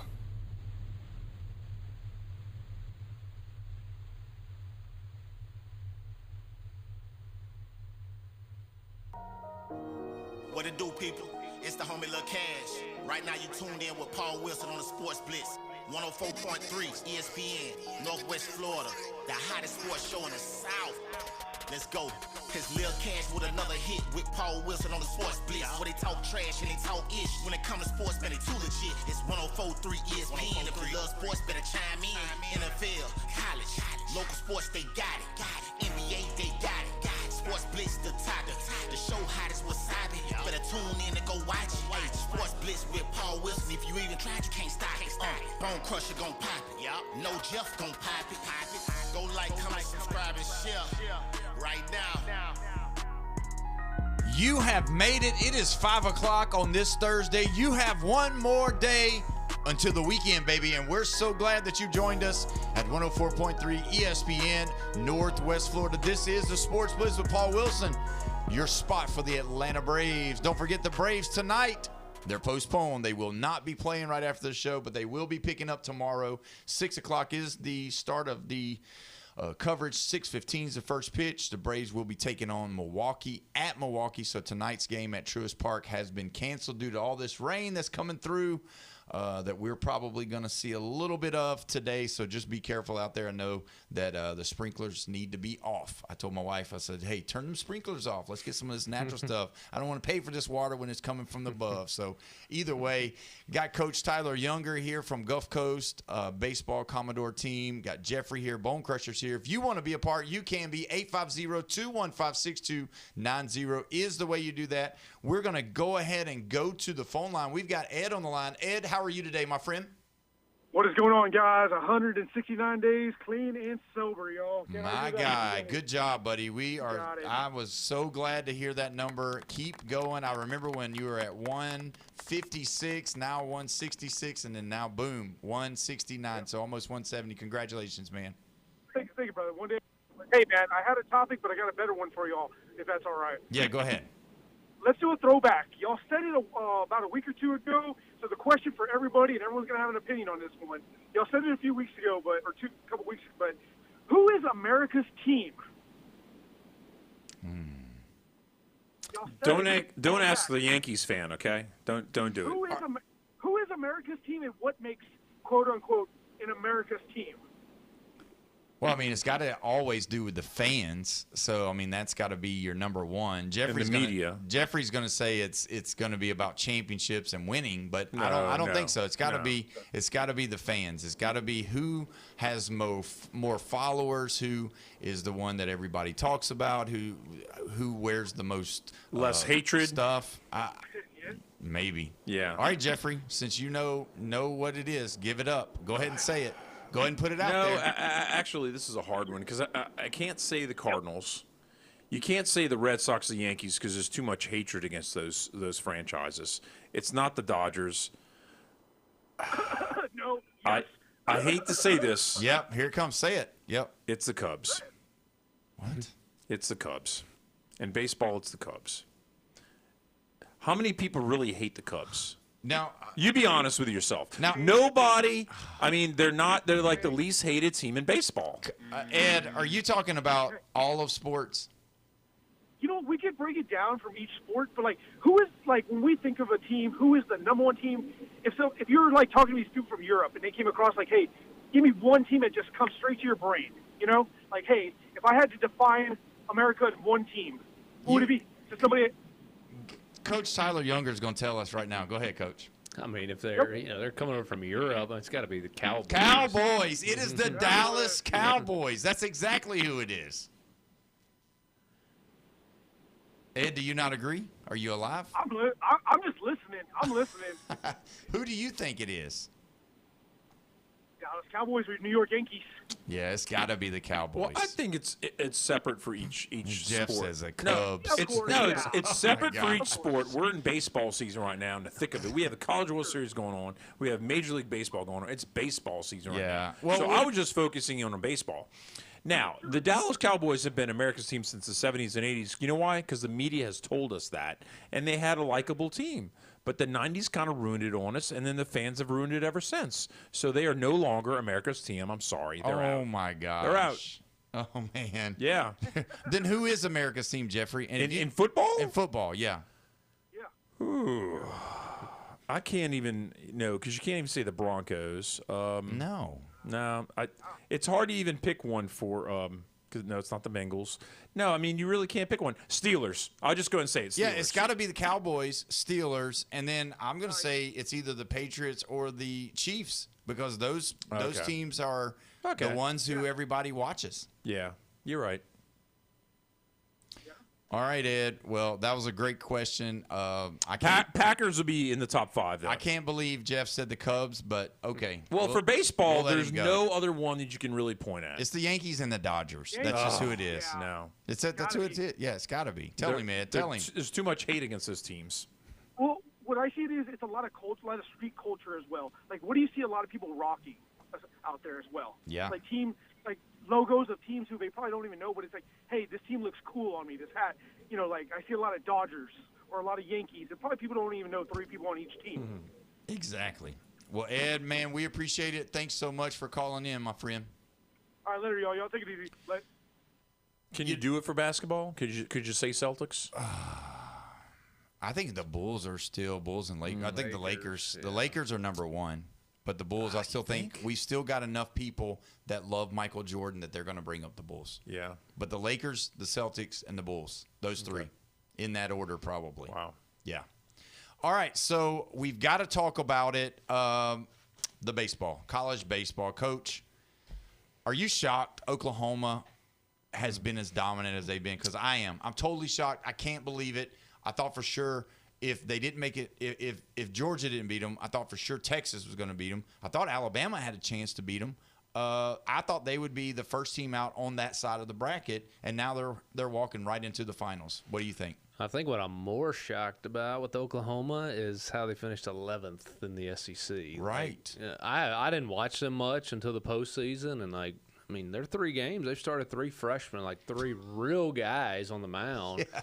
And obviously, they're really swinging the bats. I think I saw a stat the other day. They've hit 40-something home runs in their last 18 games. And all their games before that combined, they had hit 40. So, like, they flipped a switch and are hot right now, but they have some real stuff on the mound. Like I said, it makes it. What doesn't make sense to me is how they finished 11th in the SEC, because they have a very talented team. It got hot at the right time, and Yes. that Georgia Tech comeback from being 4 down was like the switch that just flipped it all. Yes. And Georgia did just the opposite. They gave everything they could against Mississippi State, and then it's like the switch went off against them ever since then. Yep. And Georgia's best hitters went cold. Yeah. Yeah. They hit 5, 8, 5, and 6 hits in the College World Series, Paul. That's an Yeah. average of 6 hits per game. Everyone else has been hitting 14, 15, 16 hits per game, and they got 8 in their best game. I'm just surprised. I was surprised. I thought for sure we were going to be talking about a Georgia against whoever else, and it didn't even matter. I already had them winning. This is the first year. Their coach gets interviewed, and he's talking about all the home runs that they hit, that they don't play small ball. You knew they were in trouble when they had to play small ball to get to the Oklahoma game. That was the telltale sign to me that he had lost confidence in his bats. Because if you hear him talk before he gets to Omaha, he's talking about how many home runs, what we're doing, kind of that new philosophy that me and you talked about early on in the seasons about, well, when you got such good hitters, you don't have the opportunity to chase one because you know you're going to score more runs than just one. And then all of a sudden against Texas, I see them bunting the baseball, which I had watched several games of the Bulldogs this year, just catching them, from here and there, watching them because they had a dynamic year. I mean, all these home runs, they were fantastic to watch. Some of their players getting drafted in first round, all of that stuff. And so I, kind of was watching who's hot, and to see them bunt. Would that be something that would be like, I used to be a police officer, but what I'd call a clue that he didn't really have a lot of confidence in those bats? Yes, absolutely. And that ballpark out there is a different animal. I mean, to hit it, I don't know whether they're using juice balls or not, I think they are, but you have to still hit it to get it out of that ballpark. And the wind plays a huge factor. Like this time of the year, it blows in a lot there. Now, I think it was yesterday during the day, it was howling straight out about 20 miles an hour. I think it was that North Carolina game. It was like 12-7. Yeah. But the wind plays a big factor. That is a very big ballpark. I think it's like 408 to center or something like that. So you got to kill it to get it out there. So you get out there and you're not swinging the bats well, you're not getting many hits. You're like, okay, well, how are we going to score? Let's try to bunt and move him up. Maybe somebody hit a single. The problem is when you're giving up 2 and 3 runs an inning on the pitching side, it gets hard to keep up if you're not hitting the 3-run homer. Well, the air's thin and you don't have as much humidity, so the ball tends to go out like that. Yes. I mean, the games I went to there's a lot of home run hitting. It went crazy. It was ballistic.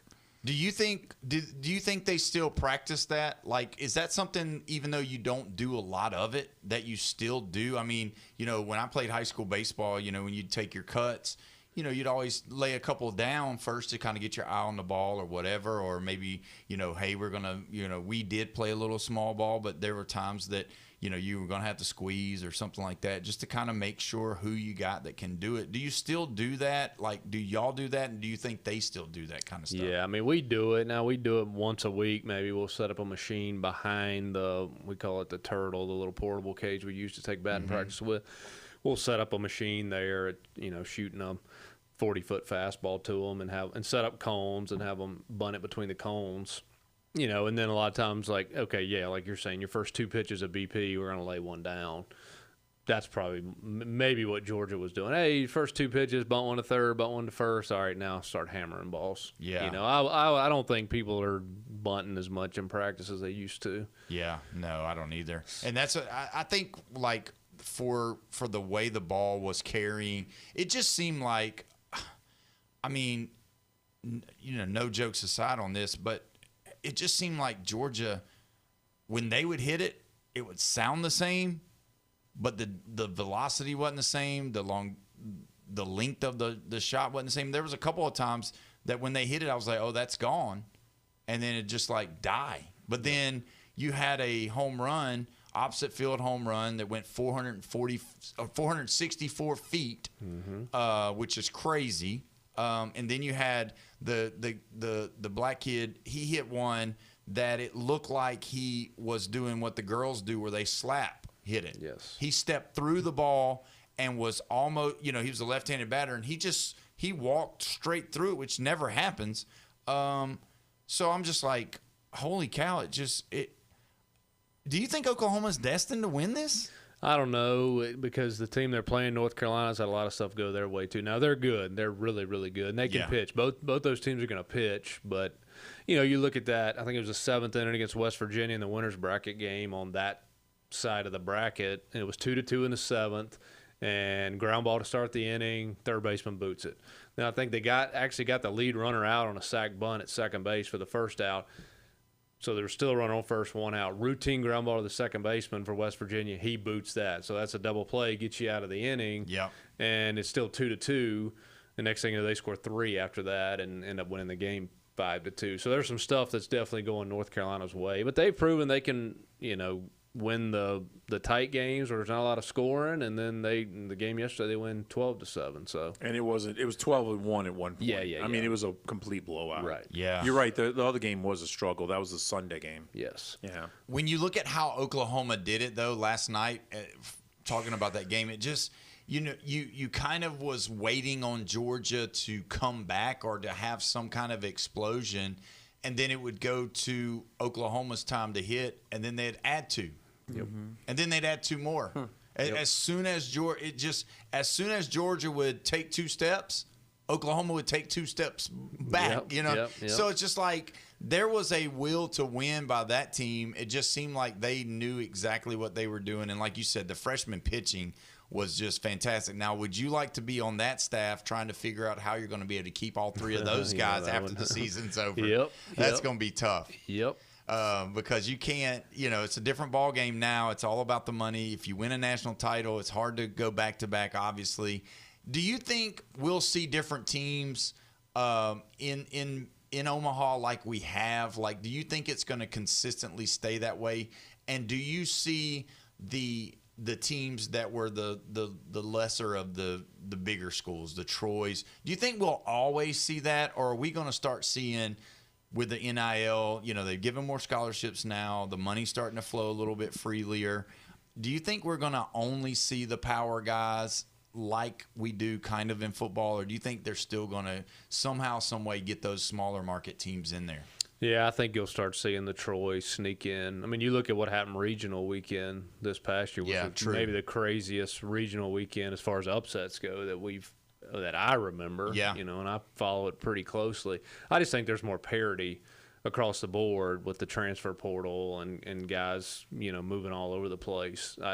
When you really think about it, in Oklahoma and North Carolina are different because they do have a lot of high school kids, and Oklahoma does a good job with junior college kids too. They have their catcher's a junior college player, and they got some other guys too. But a lot of these Power Fours are taking these mid-major kids out of the portal. Well, they're mid-major players. So now you're taking mid-major players and trying to beat the mid-majors and the regionals and super regionals with their own players. Right. Essentially, you're not. A lot of these places they're not taking or not playing the high school kid that's talented, that has the higher ceiling. They're taking the mid-major performer and letting them play. He was giving us the countdown of how many people, every team, and right how many here. transfers they had. And, I just off the top of my head, the George Mason guys at North Carolina and the other guys that just went from here to there and everything. And some of them even seemed like lateral moves. Yes. And that's the difference. If you look at Oklahoma, I got it right here. They've got 13 players from JUCO. They're the number 1 team in all of Omaha that was there that had the most JUCO players. North Carolina's only got 2. But North Carolina's got 7 Division I transfers, whereas Oklahoma had 10. Yes. But both of them, North Carolina, 29 high school kids, Oklahoma, 14 high school kids. Does that surprise you a little bit that you got both teams have high – North Carolina had the most high school kids, and then Oklahoma's got the most JUCO kids? Does that play into anything at all, or not really? Not really. What it goes to show you is good players come from everywhere. Yeah, that's a good point. And all those teams out there are talented and they're coached up. But it does show you, and it's the same thing on a major league roster. You look at a 40-man roster, and those guys come from everywhere. It just shows you that good players come from everywhere. Yeah, and that's the biggest thing. You can't give up. You just can't, because you never know. Just going somewhere smaller or, middle of the road, they can still find you, and that's crazy. So looking at it coming out Saturday, goes to a 3-game series. Who you got? I'll go first. Yeah, go ahead. Oklahoma in 3. Okay. Yes, I'm going to go that too. I think North Carolina wins the game. That can't remember his name. Who they started in game 1 because he's been really good lately. Yeah. He went complete game 2-hitter against USC in the Super Regional. He was really good the other night. And that was Friday. Yes, he'll be 8 days from pitching. So I think there's a good chance they may win that one. Mm-hmm. But their starting pitching, in my opinion, does not stack up to Oklahoma's the next 2 days. Mm-hmm. Now, North Carolina's got the Glauber kid, and they got the, what's his name with the glasses, their closer, Walker something, with a really good slider. So they do have 2 really good bullpen pieces, but so does Oklahoma. I just wonder can those freshmen do that again? Like, you know what I mean? Like, can they find – because I'll be honest with you. Last night to me, and y'all can both chime in because y'all both watched it, last night's umpire, he was fantastic. Mm-hmm. I mean, and if you watched it, there was a couple of pitches that I rewound just to watch because I was like, man, a lot of times these guys would have – because they don't have the ABS. So what they say goes, and they can be whatever. I've seen some calls missed this week. Just watching them, like, oh no, I think he missed that one. That cut way out. It did not cut that corner. But I mean, there were a couple, especially right there when it mattered, when it was getting seemed like it was getting kind of tight, and Georgia was having a little bit of momentum, kind of shifting when they had the bases loaded. Those balls were balls. That those couple of fastballs that they were on the inside part of the plate, and he said, nope, that's in. Yep. I loved it because I thought he was right on target. Did you notice that too? Yes, he was good. Yeah. And the thing is, like nowadays, you notice a guy like that when he's good. Because like some of those other guys that are behind the plate, or you're like, how did that guy get a World Series assignment? Yeah. The year we won a national title, the guy that actually did Game 3 against Vanderbilt, winner take all for the national title, like, boy, if we went back and watched the reviews on some of those calls, like he was calling pitches on the white chalk line of the batters boxes on guys, and you're like, man, this guy's doing the winner take all national championship game here. I mean, it was a wide zone. Yeah.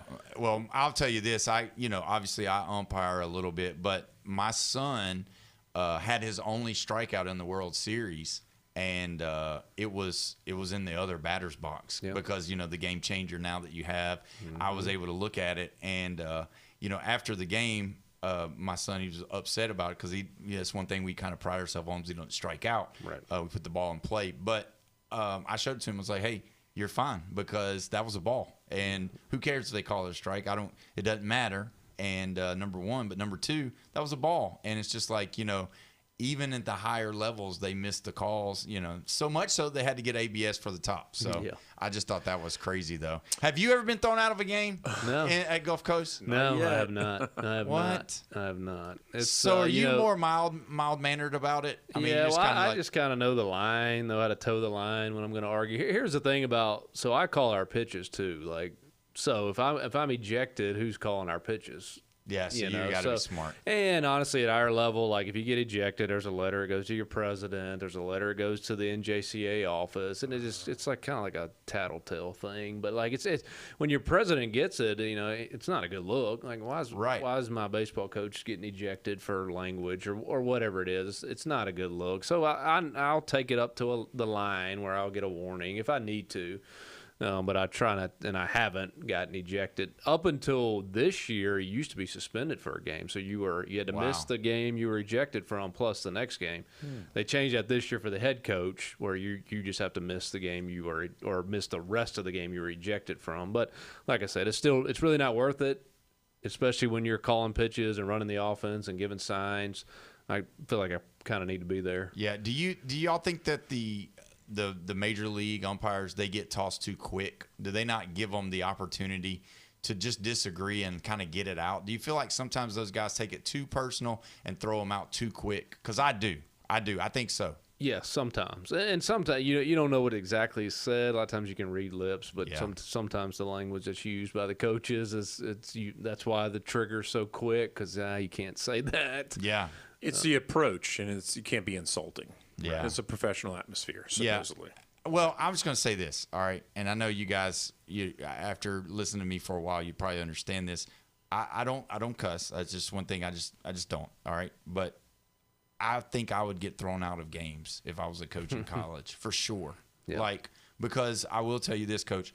I think I led the county in high school in technical fouls. Nice. When I was a player, so I led them in scoring. I did lead in scoring, but I think I had a double there. Yes. I think I had.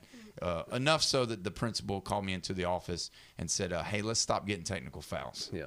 It's just not a good look. Yeah. So I'm not a baseball coach, but that pitcher for Oklahoma, when he loaded the bases and then he got out of it, I said, well, that's the last we'll see of him. And then 2 innings later, he was still pitching. Yeah. Yeah. So I would have made that mistake.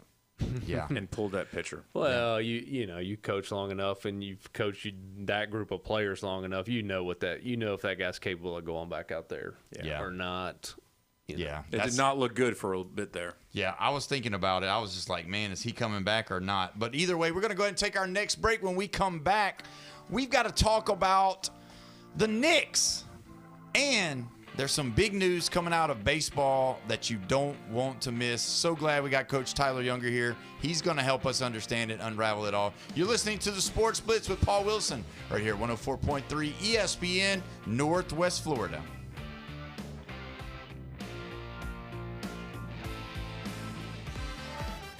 We're giving away double the boiled seafood. All yours just for tapping your phone. It's the Lone Star Daily Double Boil. Daily Double Boil. On 104.3 ESPN Northwest Florida. Just open the ESPN Northwest Florida app and smash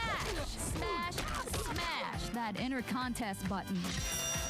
Do it now. Do it now. It's a daily chance to win 2 $25 gift cards. Winning. For the ultimate local seafood hookup. Mouth-watering shrimp. Buttery red royals. All things crab. Tap the app, win the eats. Get to clicking on the ESPN Northwest Florida app. The Lone Star Daily Double Boil runs June 8th through the 19th, courtesy of the Lone Star Boil House, downtown Panama City. 1 prize per listener. Winners can claim prizes at ESPN Northwest Florida, 204 Ellen Lane, Suite B, Panama City Beach. The ESPN Northwest Florida app is available at Google Play and the Apple Store. Good evening. This is Joanna on ESPN Northwest Florida with your weather forecast on this Thursday. A mixture of mostly clouds and a likelihood of thunderstorms tonight with a moderate breeze out of the south-southwest around 18 miles per hour and temps near 83. Tomorrow morning we will have light sprinkles and likely thunderstorms and be hot at 85. Likely thunderstorms and some sun in the afternoon and evening and a high 86. This forecast is brought to you by Earthworks of Northwest Florida. Thank you for keeping that dial on ESPN Northwest Florida. Rely on it. Looking to upgrade your truck? It's Blue Diamond Truck Accessories in Panama City. They sell, service, and install it all. Light kits, bed covers, bumpers, winches, lift kits, and any trailer hitch you can imagine. Blue Diamond Truck Accessories, just west of Frankfort Avenue on 15th Street. Find Blue Diamond Truck Accessories on Facebook or call 850-914-0265. Blue Diamond Truck Accessories, 850-914-0265. Calling all artists. The Jaguars Game Day Poster Series is back, and we're looking for bold, original artists to bring the energy to game days at the bank.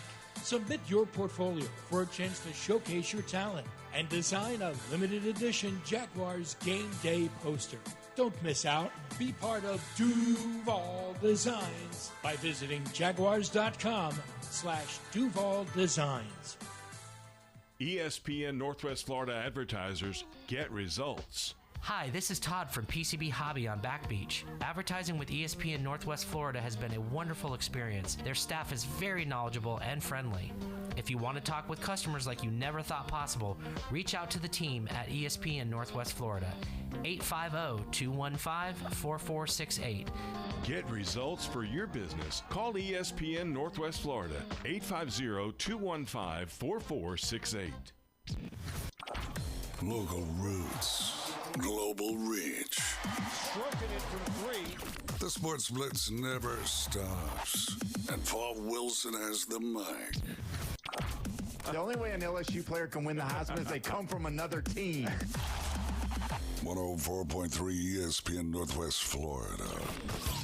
Welcome back. You're listening to the Sports Blitz with Paul Wilson right here at 104.3 ESPN Northwest Florida. Your spot for the Atlanta Braves. Don't forget the Braves game tonight has been postponed and they will pick it up tomorrow right after the show. Don't forget also today you can go in and win the Lone Star Daily Double Boil right here at ESPN. All you have to do is open the ESPN Northwest Florida app and then smash the Enter Contest button. Every day, a chance to win 2 $25 gift cards for the ultimate local seafood hookup, fresh shrimp, buttery royal reds, and all things crab. Tap the app, win the eats, get ready to eat like a local with ESPN Northwest Florida. If you want to be a part of this show, you can be. 850-215-6290 is the way you do that. You can text in, call in. You can even go on our Facebook page and message us there. We will respond. Give us a like, give us a share. And we would be very thankful for that. We've got Coach Tyler Younger here. We've got Jeffrey here, Bone Crushers here. And we're talking a lot of sports. Let's talk about the Knicks. Obviously, everybody saw the pictures today of the packed-out parade that they had. I haven't heard the number of people that were there. I know that 10,000 NYPD officers have been dispatched there to make sure that nothing happens. And as of right now, I haven't heard of anything going on bad because obviously the New York Knicks fans have been fan-nastic. Not fantastic, but fan-nastic because they've been terrible thus far in the playoffs. And did you think they're going to come out with 500 arrests or something like that? Would you think that, Coach? Because that's what I was thinking. There's no question. There's some crazy stuff happening. Yeah, and hopefully nobody gets hurt. That's the biggest thing. We had talked about this the other day. I want to get your opinion on it. You think this is just going to be a one-time deal for the Knicks? I mean, you don't see any kind of opportunity for them to repeat, do you? I wouldn't think so. I mean, you even look at the finals, the Spurs dominate. What did they say? They led for 74% of the finals. Yeah. Now, it doesn't matter because the Spurs couldn't finish. Yeah. And I think a lot of that had to do with their youth. But if the Spurs can finish games, they may win all those games by double digits. Yeah. I know woulda, coulda, shoulda, but still. But I don't, can Brunson continue to carry them and repeat what he did this year? Because that's who carried them through the playoffs. For sure. And I don't know what he averaged, but it was something. He scored 40-something that last night. Yeah, 45 I think he scored 45, night. and the rest of the team scored 46. Yeah, exactly. So he's going to have to repeat, what he does, and I don't know. I don't see it. Let Jeffrey give us he hadn't done this on the air. He told me the other day about this. Jeff, give us the stat about Brunson that everybody didn't know that I was totally shocked about. See if this shocks you or not. Go ahead, Jeffrey. Okay, this is just fourth quarter playoff points. Okay, of all the players in the playoffs in 2021, who do you think had the most fourth quarter playoff points? In 21? In 21, which is the year after the Lakers won, so I guess it was the Bucks. The Bucks won that year. So you'd say Giannis. It was Jalen Brunson. Nice. In 2022, fourth quarter playoff points. Again, who do you think it was? Brunson. In 23, in 24, and in 25, and now 26. That's 6 years in a row. Jalen Brunson has been the highest scoring fourth quarter playoff scorer in all the NBA 6 years straight. And this guy a month ago said that Jalen Brunson was not a star. Yeah, I did. Yeah, he did. I totally did. I said he's not a guy that's going to lead your team to a championship. Wrong. I said this guy is not a superstar. Wrong. I said, You said SGA's better. SGA's better. Wrong. But again, he's not marketable. He's not tall enough. He doesn't do anything spectacular. He doesn't shoot the deep three. He doesn't fly through the air and dunk. So he's not an NBA marketable player that you're going to put his face on anything. But what does he do? He scores. He wins games. And, the other day you laughed at me when I said, would you compare him to Iverson? Oh, I said and no. I said yes because, he plays below the rim and he does what he does. He may not play like Iverson, but he's got a part of him that he knows what his role is and how he can do it. And honestly, I know Iverson's looked at as royalty in the NBA ranks, but Brunson's accomplished more. Yeah. Yep. So, but the speed and the crossover that Iverson had, he's no Iverson. I'm sorry. He's not, but Iverson's not a Jalen Brunson either because he's never won the big one. Yeah, but Iverson when he got is a there, part he's of playing the Lakers with sorry. Kobe and Shaq. I'm sorry. How can you get past that? He was a one-man wrecking ball that year, and if he had been playing anybody else, maybe even the Pistons the year before they won, because that's what that year was, he would have won. Can you name anybody off of that 76er team that Iverson played against the Lakers? Yeah, see, that's it. There's nobody. Can you name anybody, Coach? I can't. I'm trying to think. Wasn't there a guy named McKee that was a shooting guard? Oh, that was Alabama guy, wasn't it? No. Oh, maybe I'm thinking McDyess. Or Yeah, that was McDyess. Arkansas. No, McDyce did play at Alabama. Yeah, that's what I'm thinking. Was Dikembe Who's McKee? Did Dikembe Mutombo play on that 76er team? I don't think so. I thought he was on there like a No. backup center or something. After he was at the Nuggets, yeah. But okay, so what do you think, Coach? If you had to have a team, all right, and your two options, all right, were a point guard, Jalen Brunson, AI. Who you going with? Oh, I'm sorry, I'm going with AI. I don't know. I'm sorry. It's, the other puzzle pieces matter, but I don't know. So are you convinced now? Because I asked you a month ago, is he a top 10 player? And you said Brunson is not. I did say no. Yeah. He is now. He is now. Yeah, he is. So he's convinced. He's proved. Yes, he proved it to me by winning the big ones. And the thing is that yes, that whole team, they had a body of work but they all did run through him. Mm-hmm. Like if you ask Miles Bridges, if you ask Josh Hart, if you ask Karl Anthony Towns, if you ask those guys, who does our offense run through? Who's the star of this team? Who's going to lead us? They're pointing to the smallest guy in the lineup, which is Jalen Brunson. And that, to me, I respect that so much that, yeah, I was wrong about all these other things that he wasn't. Mm-hmm. And come to find out he was. He was a winner.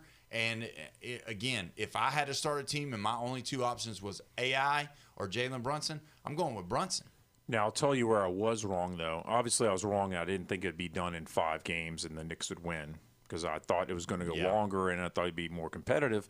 But I was wrong about one thing. I said the only way the Knicks are going to win is if they're well-rested and they have outside shooting. They didn't really need the outside shooting. They didn't need it at all. But they needed to come back every game, and it was completely got out-coached. Yeah.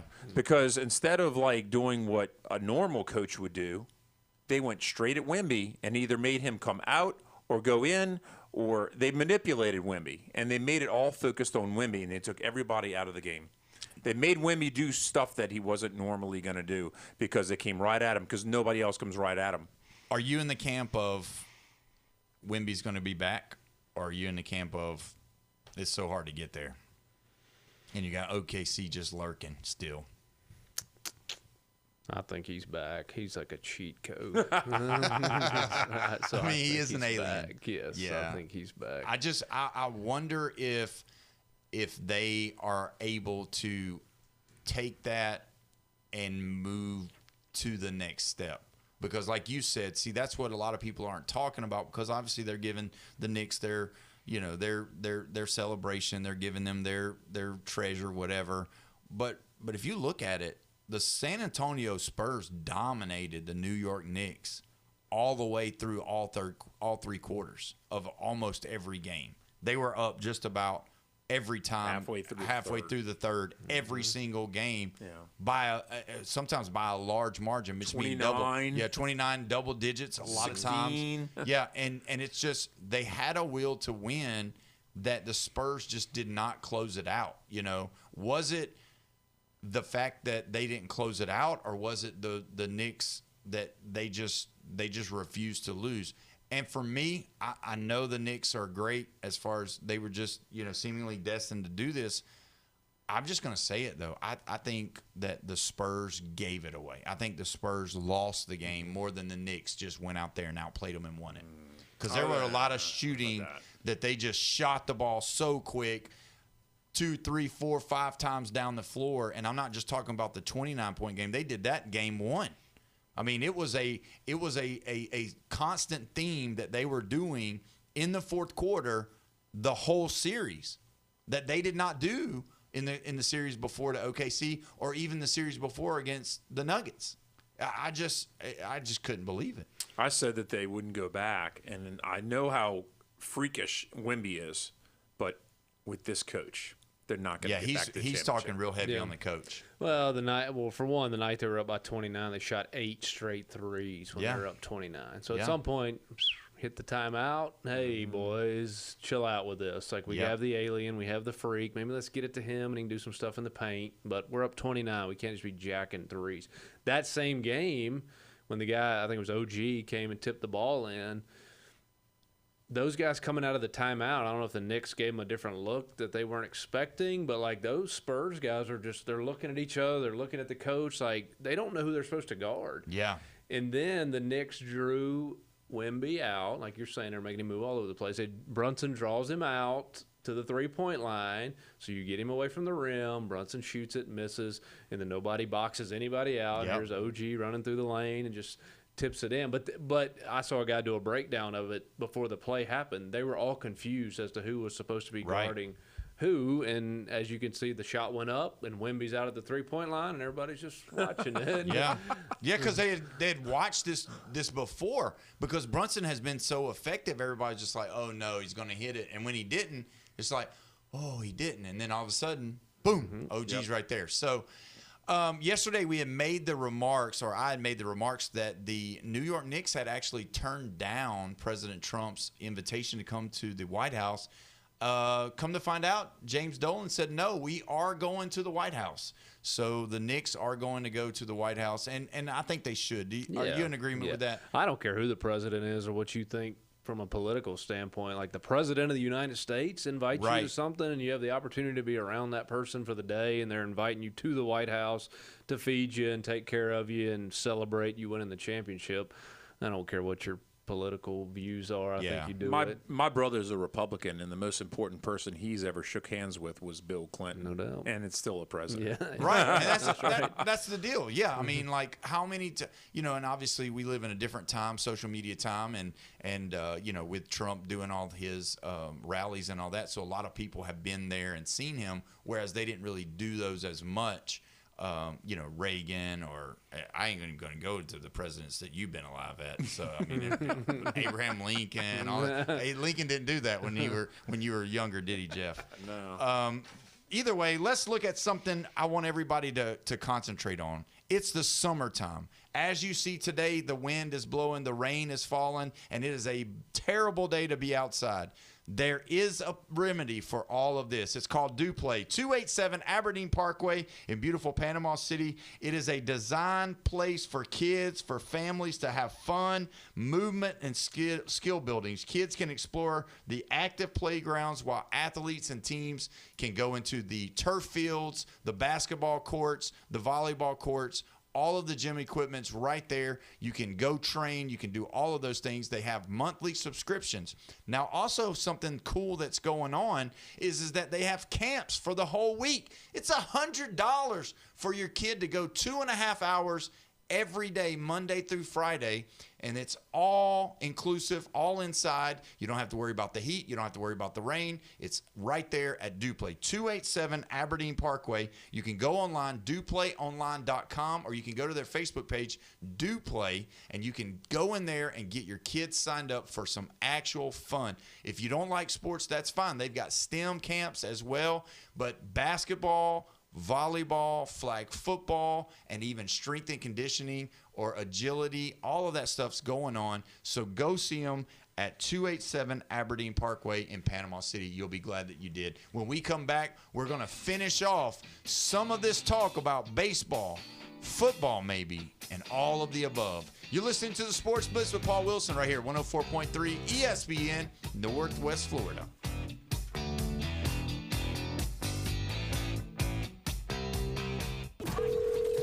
104.3 ESPN Northwest Florida. Paul Rickey.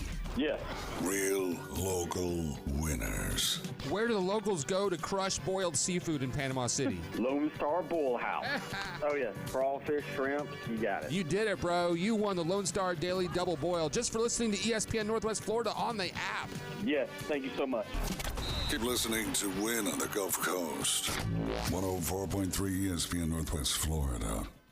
DraftKings Sports is live in all 50 states. Yes, that means you, Florida. The whole world is watching one tournament right now. Group stage chaos, knockout drama, stoppage time heartbreak.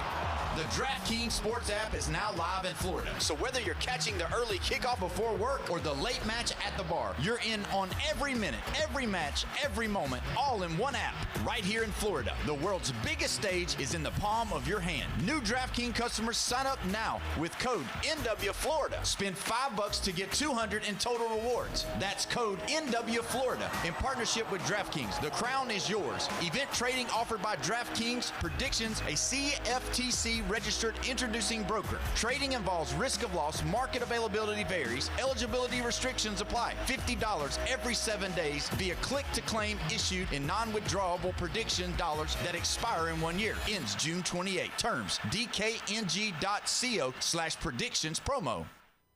PCB Hobby, the beach's premier hobby store for sports cards, comics, coins, and trading card games. PCB Hobby carries the largest selection of boxes and packs from the latest releases of brands like Topps, Panini, Leaf, and more. Looking for a specific player or team? PCB Hobby has a wide assortment of raw and graded cards. They carry parallel rookie, game used, and autographed cards in both modern and vintage. Have a collection you want to sell? We buy, sell, and trade. PCB Hobby on Back Beach Road, just east of Florida Linen. Call 850-320-8388. ESPN Northwest Florida advertisers get results. Here's MaxFit Sports Nutrition owner Jason Kovaleski. So if you're looking to advertise or if you have a small business and you're looking to drive traffic to your store, check out ESPN 104.3 with Coach James Hale Show. I've been working with them for 7 years. They've driven a lot of traffic to my business. It's one thing to advertise on the radio where people may hear it. It's another thing to be able to come on, talk to your customers directly. Get results for your business. Call ESPN Northwest Florida, 850-215-4468. Your put-downs, smackdowns, and shutdowns. That's the difference between a winning football team and a losing football team. It's a Trash Talk Thursday on the Sports Blitz with Paul Wilson. 104.3 ESPN Northwest Florida. We are back live and local right here at 104.3 ESPN Northwest Florida. This is the Sports Blitz with Paul Wilson, and we're so glad that you joined us on this rainy day in beautiful Panama City. Still 84 degrees, but be careful out there on the roads. It can get really wet. If you want to be a part of this show, you can be. 850-215-6290 is the way you do that. You can call in, you can text in on the dial there, and also you can check us out on Facebook and YouTube and Twitch. We've talked with Coach Younger about a lot of things, and this is something that has really been crazy today that has come up, and I want to read it. The Major League Baseball organization, whatever you want to call them, they have come up with a new proposal for the next season and for college, and it's crazy. I mean, when I say crazy, it's like really bold. And I'm going to read some of the highlighters of it, and then I want you to respond to it, Coach Jeffrey. You can get in on it too. A minimum draft age of 20 for domestic players and raising the minimum age for international players from 16 to 18. That's one. The ability to trade all draft picks, but only for the following draft. The 2028 picks could not be dealt until the end of the 27 draft, with no dealing of back-to-back first-round choices. A maximum signing bonus of $10,000 for an undrafted player, with international players who make a full season minor league affiliate receiving a $30,000 bonus, and a domestic player receiving a $30,000 bonus if the teams want to remove them from eligibility for the Rule 5 draft after the second season. I know this is like lingo, but the reduction in the draft lottery from 6 picks to 4, the elimination of the competitive balance picks currently awarded annually to the lower revenue and smaller market teams. So those are some of the things. Coach, you had said also that they were going to take away some draft rounds. What did you hear about it? I'd heard they're going from 20 rounds to 12 with this proposal also. No high school kids. Wow. So now what's interesting is, so right now at our level, you can be drafted after each year. You can be drafted after your freshman year or your sophomore year, whereas if you go to a four-year school, you have to be 21. So some kids turn 21 their sophomore year, so they're sophomore eligible. Most of them don't turn 21 to their junior year, so they can't be drafted until that year. So every now and then you'll get a kid come to junior college because they just have to spend 1 year in college, and then they can be drafted after that. So I wonder, like, I'd have to read into it more. For us, let's say, okay, you can no longer draft a high school kid, but you can still be drafted out of junior college after year one. So let's say we have a kid that's would have been the second overall pick and signed for $10 million. Does his agent send him to junior college for 1 year? So he can be drafted after 1 year, and he doesn't have to spend 2 years at a four-year school. Right. You know, and the other thing, too, are there going to be lawsuits with the American kids saying, okay, we can't go to we're 20, but the international kids can when they're 18. So, you know, age is a big thing in professional sports, especially baseball. They want to get you in as young as possible. So these Latin guys or international guys are able to hop in at 18, and we can't go as the Americans until we're 20. Well, they're 2 years ahead of us.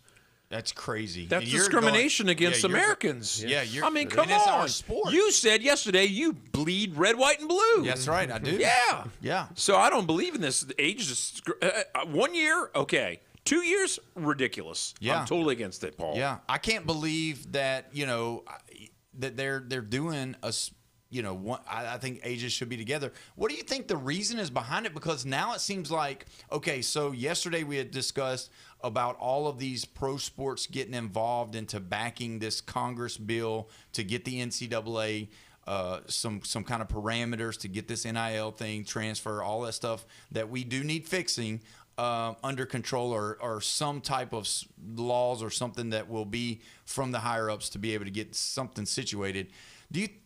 This is kind of helping colleges now keep kids longer instead of letting them leave to go pro, especially now you're talking 20-year-olds not being able to go to the league. And, I mean, I guess the NCAA is all for it because that keeps the games better, and now you're going to see, you know, more high-level play for college because all of those guys that used to be drafted out of high school, you know, I mean, I think of the Borthwick kid that's over here that's probably going to be in the first 35, you know, picks or so. And, you know, he's going to have to go to Auburn and play, you know. So what do you think about that? Well, it is a nice weeding out process for Major League Baseball because you see them, okay, they go to college. You know, when a kid jumps from high school to professional level, that's a humongous jump. I mean, you think about, you know, I've seen Borthwick play a ton, and he is a great high school player, but he's gonna jump from playing against high school kids to against really good professional players. Right. So you give them those college years against kids somewhat their age, and it's a decent weeding out process. Now, but here's the problem. If you look at most of your, like, big league all-stars, Hall of Famers, that type of stuff, I'd say there's a big majority of them that were high school draft picks. Like, yes. A lot of your great players were in the big leagues by the time they were 20. Jeter, Judge, A-Rod. Now Judge did go to college. That's right. He went to Fresno State. That's right. He did. Bryce Harper. Like, you know, there's a pretty good list. Manny Machado. There's a list. Did Trout go straight to? Trout was a draft first rounder out of high school. Yeah. Yeah, so your great players are high school draft picks because they're the most talented. So this is where the logic comes into my mind because, you know, I try and put logic to sports. It doesn't always work, but on this one I think it works because it's like an extended audition. Mm-hmm. And you invest in these guys, giving them a 4, 5, 6 year contract, you want to know what you're getting. And if you're coming straight out of high school and hadn't played anybody like a Manning for high school football, right? Yeah. You have to know what their abilities are. And if you're going to give them that long-term contract, you got to get some return in it. And hopefully this solidifies they know what they're getting in the professional sports. Right. Yeah. And that plays into it. Now, let me ask you this. This is kind of coming from a different spectrum of it. we've seen in the last 3 years, since Skeens and Dylan Cruz and those guys came into the league, all right, we've saw these kids that, and I call them kids, but they were actually grown men by the time they got to that all came out of college. So you had Caglione. You had Caglione from Florida. You had the other kid from Florida that was he's plays with the Rangers now. Langford. Wyatt Langford. And then you've got like I said, Skeens, Cruz. Then you got Holiday's boy. Mm-hmm. Then you got even the last draft pick. He just got into Travis. I can't think of how you pronounce his last name, but anyway. Those guys getting to the pros way faster than used to. You know, used to it would take a year or two from AA to or single A to AA. Then AA, you might jump AAA, but then you might play a couple of 20, 30 games in AAA, and then they'll pull you up, right? But normally it was a little bit of a time, but now here the last 2-3 years, it just seems like it's faster and faster and faster. With this new, now obviously it's got to be voted on. It's all this stuff. This is all, really in the early stages of what they're going to admit to and sign to or not. Would that process from the minor leagues, would it those guys are going to go quicker, right? Yep. They're all would go quicker because they're pretty much grown men coming into it. They're going to be 21, 22 years old, ready to play right now, instead of you won't see the longevity of the stars of being in minor leagues for longer than a half a year or even 3/4 of a year. Right. I think if they go in and dominate a level for 2 or 3 weeks, you're going to see them go right up the ladder. The difference in baseball from the other professional sports, like basketball and football, those college guys that that are superstars, they get drafted and boom, they hop into the NFL and the NBA, and you know who they are immediately. Yeah. The way baseball was doing it, because like you were saying, like you had to spend a full season at each stop. So, everybody be excited about a draft and this superstar coming from college, then you wouldn't hear his name for the next 5 years. Yes. Because he'd be in the minor leagues, and all of a sudden he'd pop in the big leagues. Oh, I remember that guy. He was at LSU or Mississippi State or wherever 5 years ago, but you completely forgot who he was. That's right. So, like, the marketing of the draft picks for baseball wasn't great because they would disappear for a 3, 4, 5 year period. Well, now some of these guys are shooting them up the ladder, and they're in the big leagues by the end of the year they're drafted in. Yeah. Okay, well, I remember that guy got drafted, and now he's in the big leagues. Now I know who he is. And so I think it's a cooler thing now. Is it better for the players? Because that was always the thing, too. You needed that experience. Like they'd always say with a hitter, you needed 500 at-bats at each level to be able to really figure it out. Now some guys are getting 5 at-bats at a level before they're shooting up. Wow. So...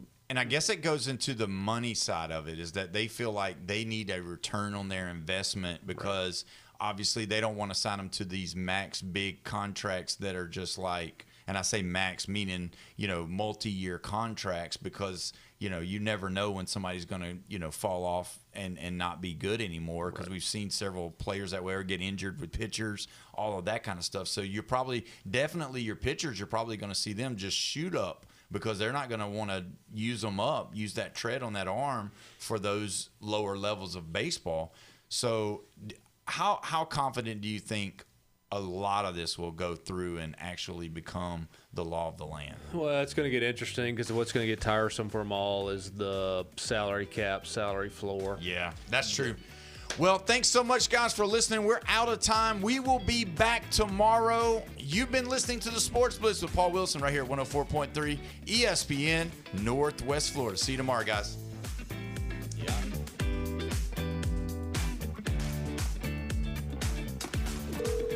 104.3 ESPN Northwest Florida. Real local winners. Hey, this is Buckeye Don from Panama City, and I just won $50 to the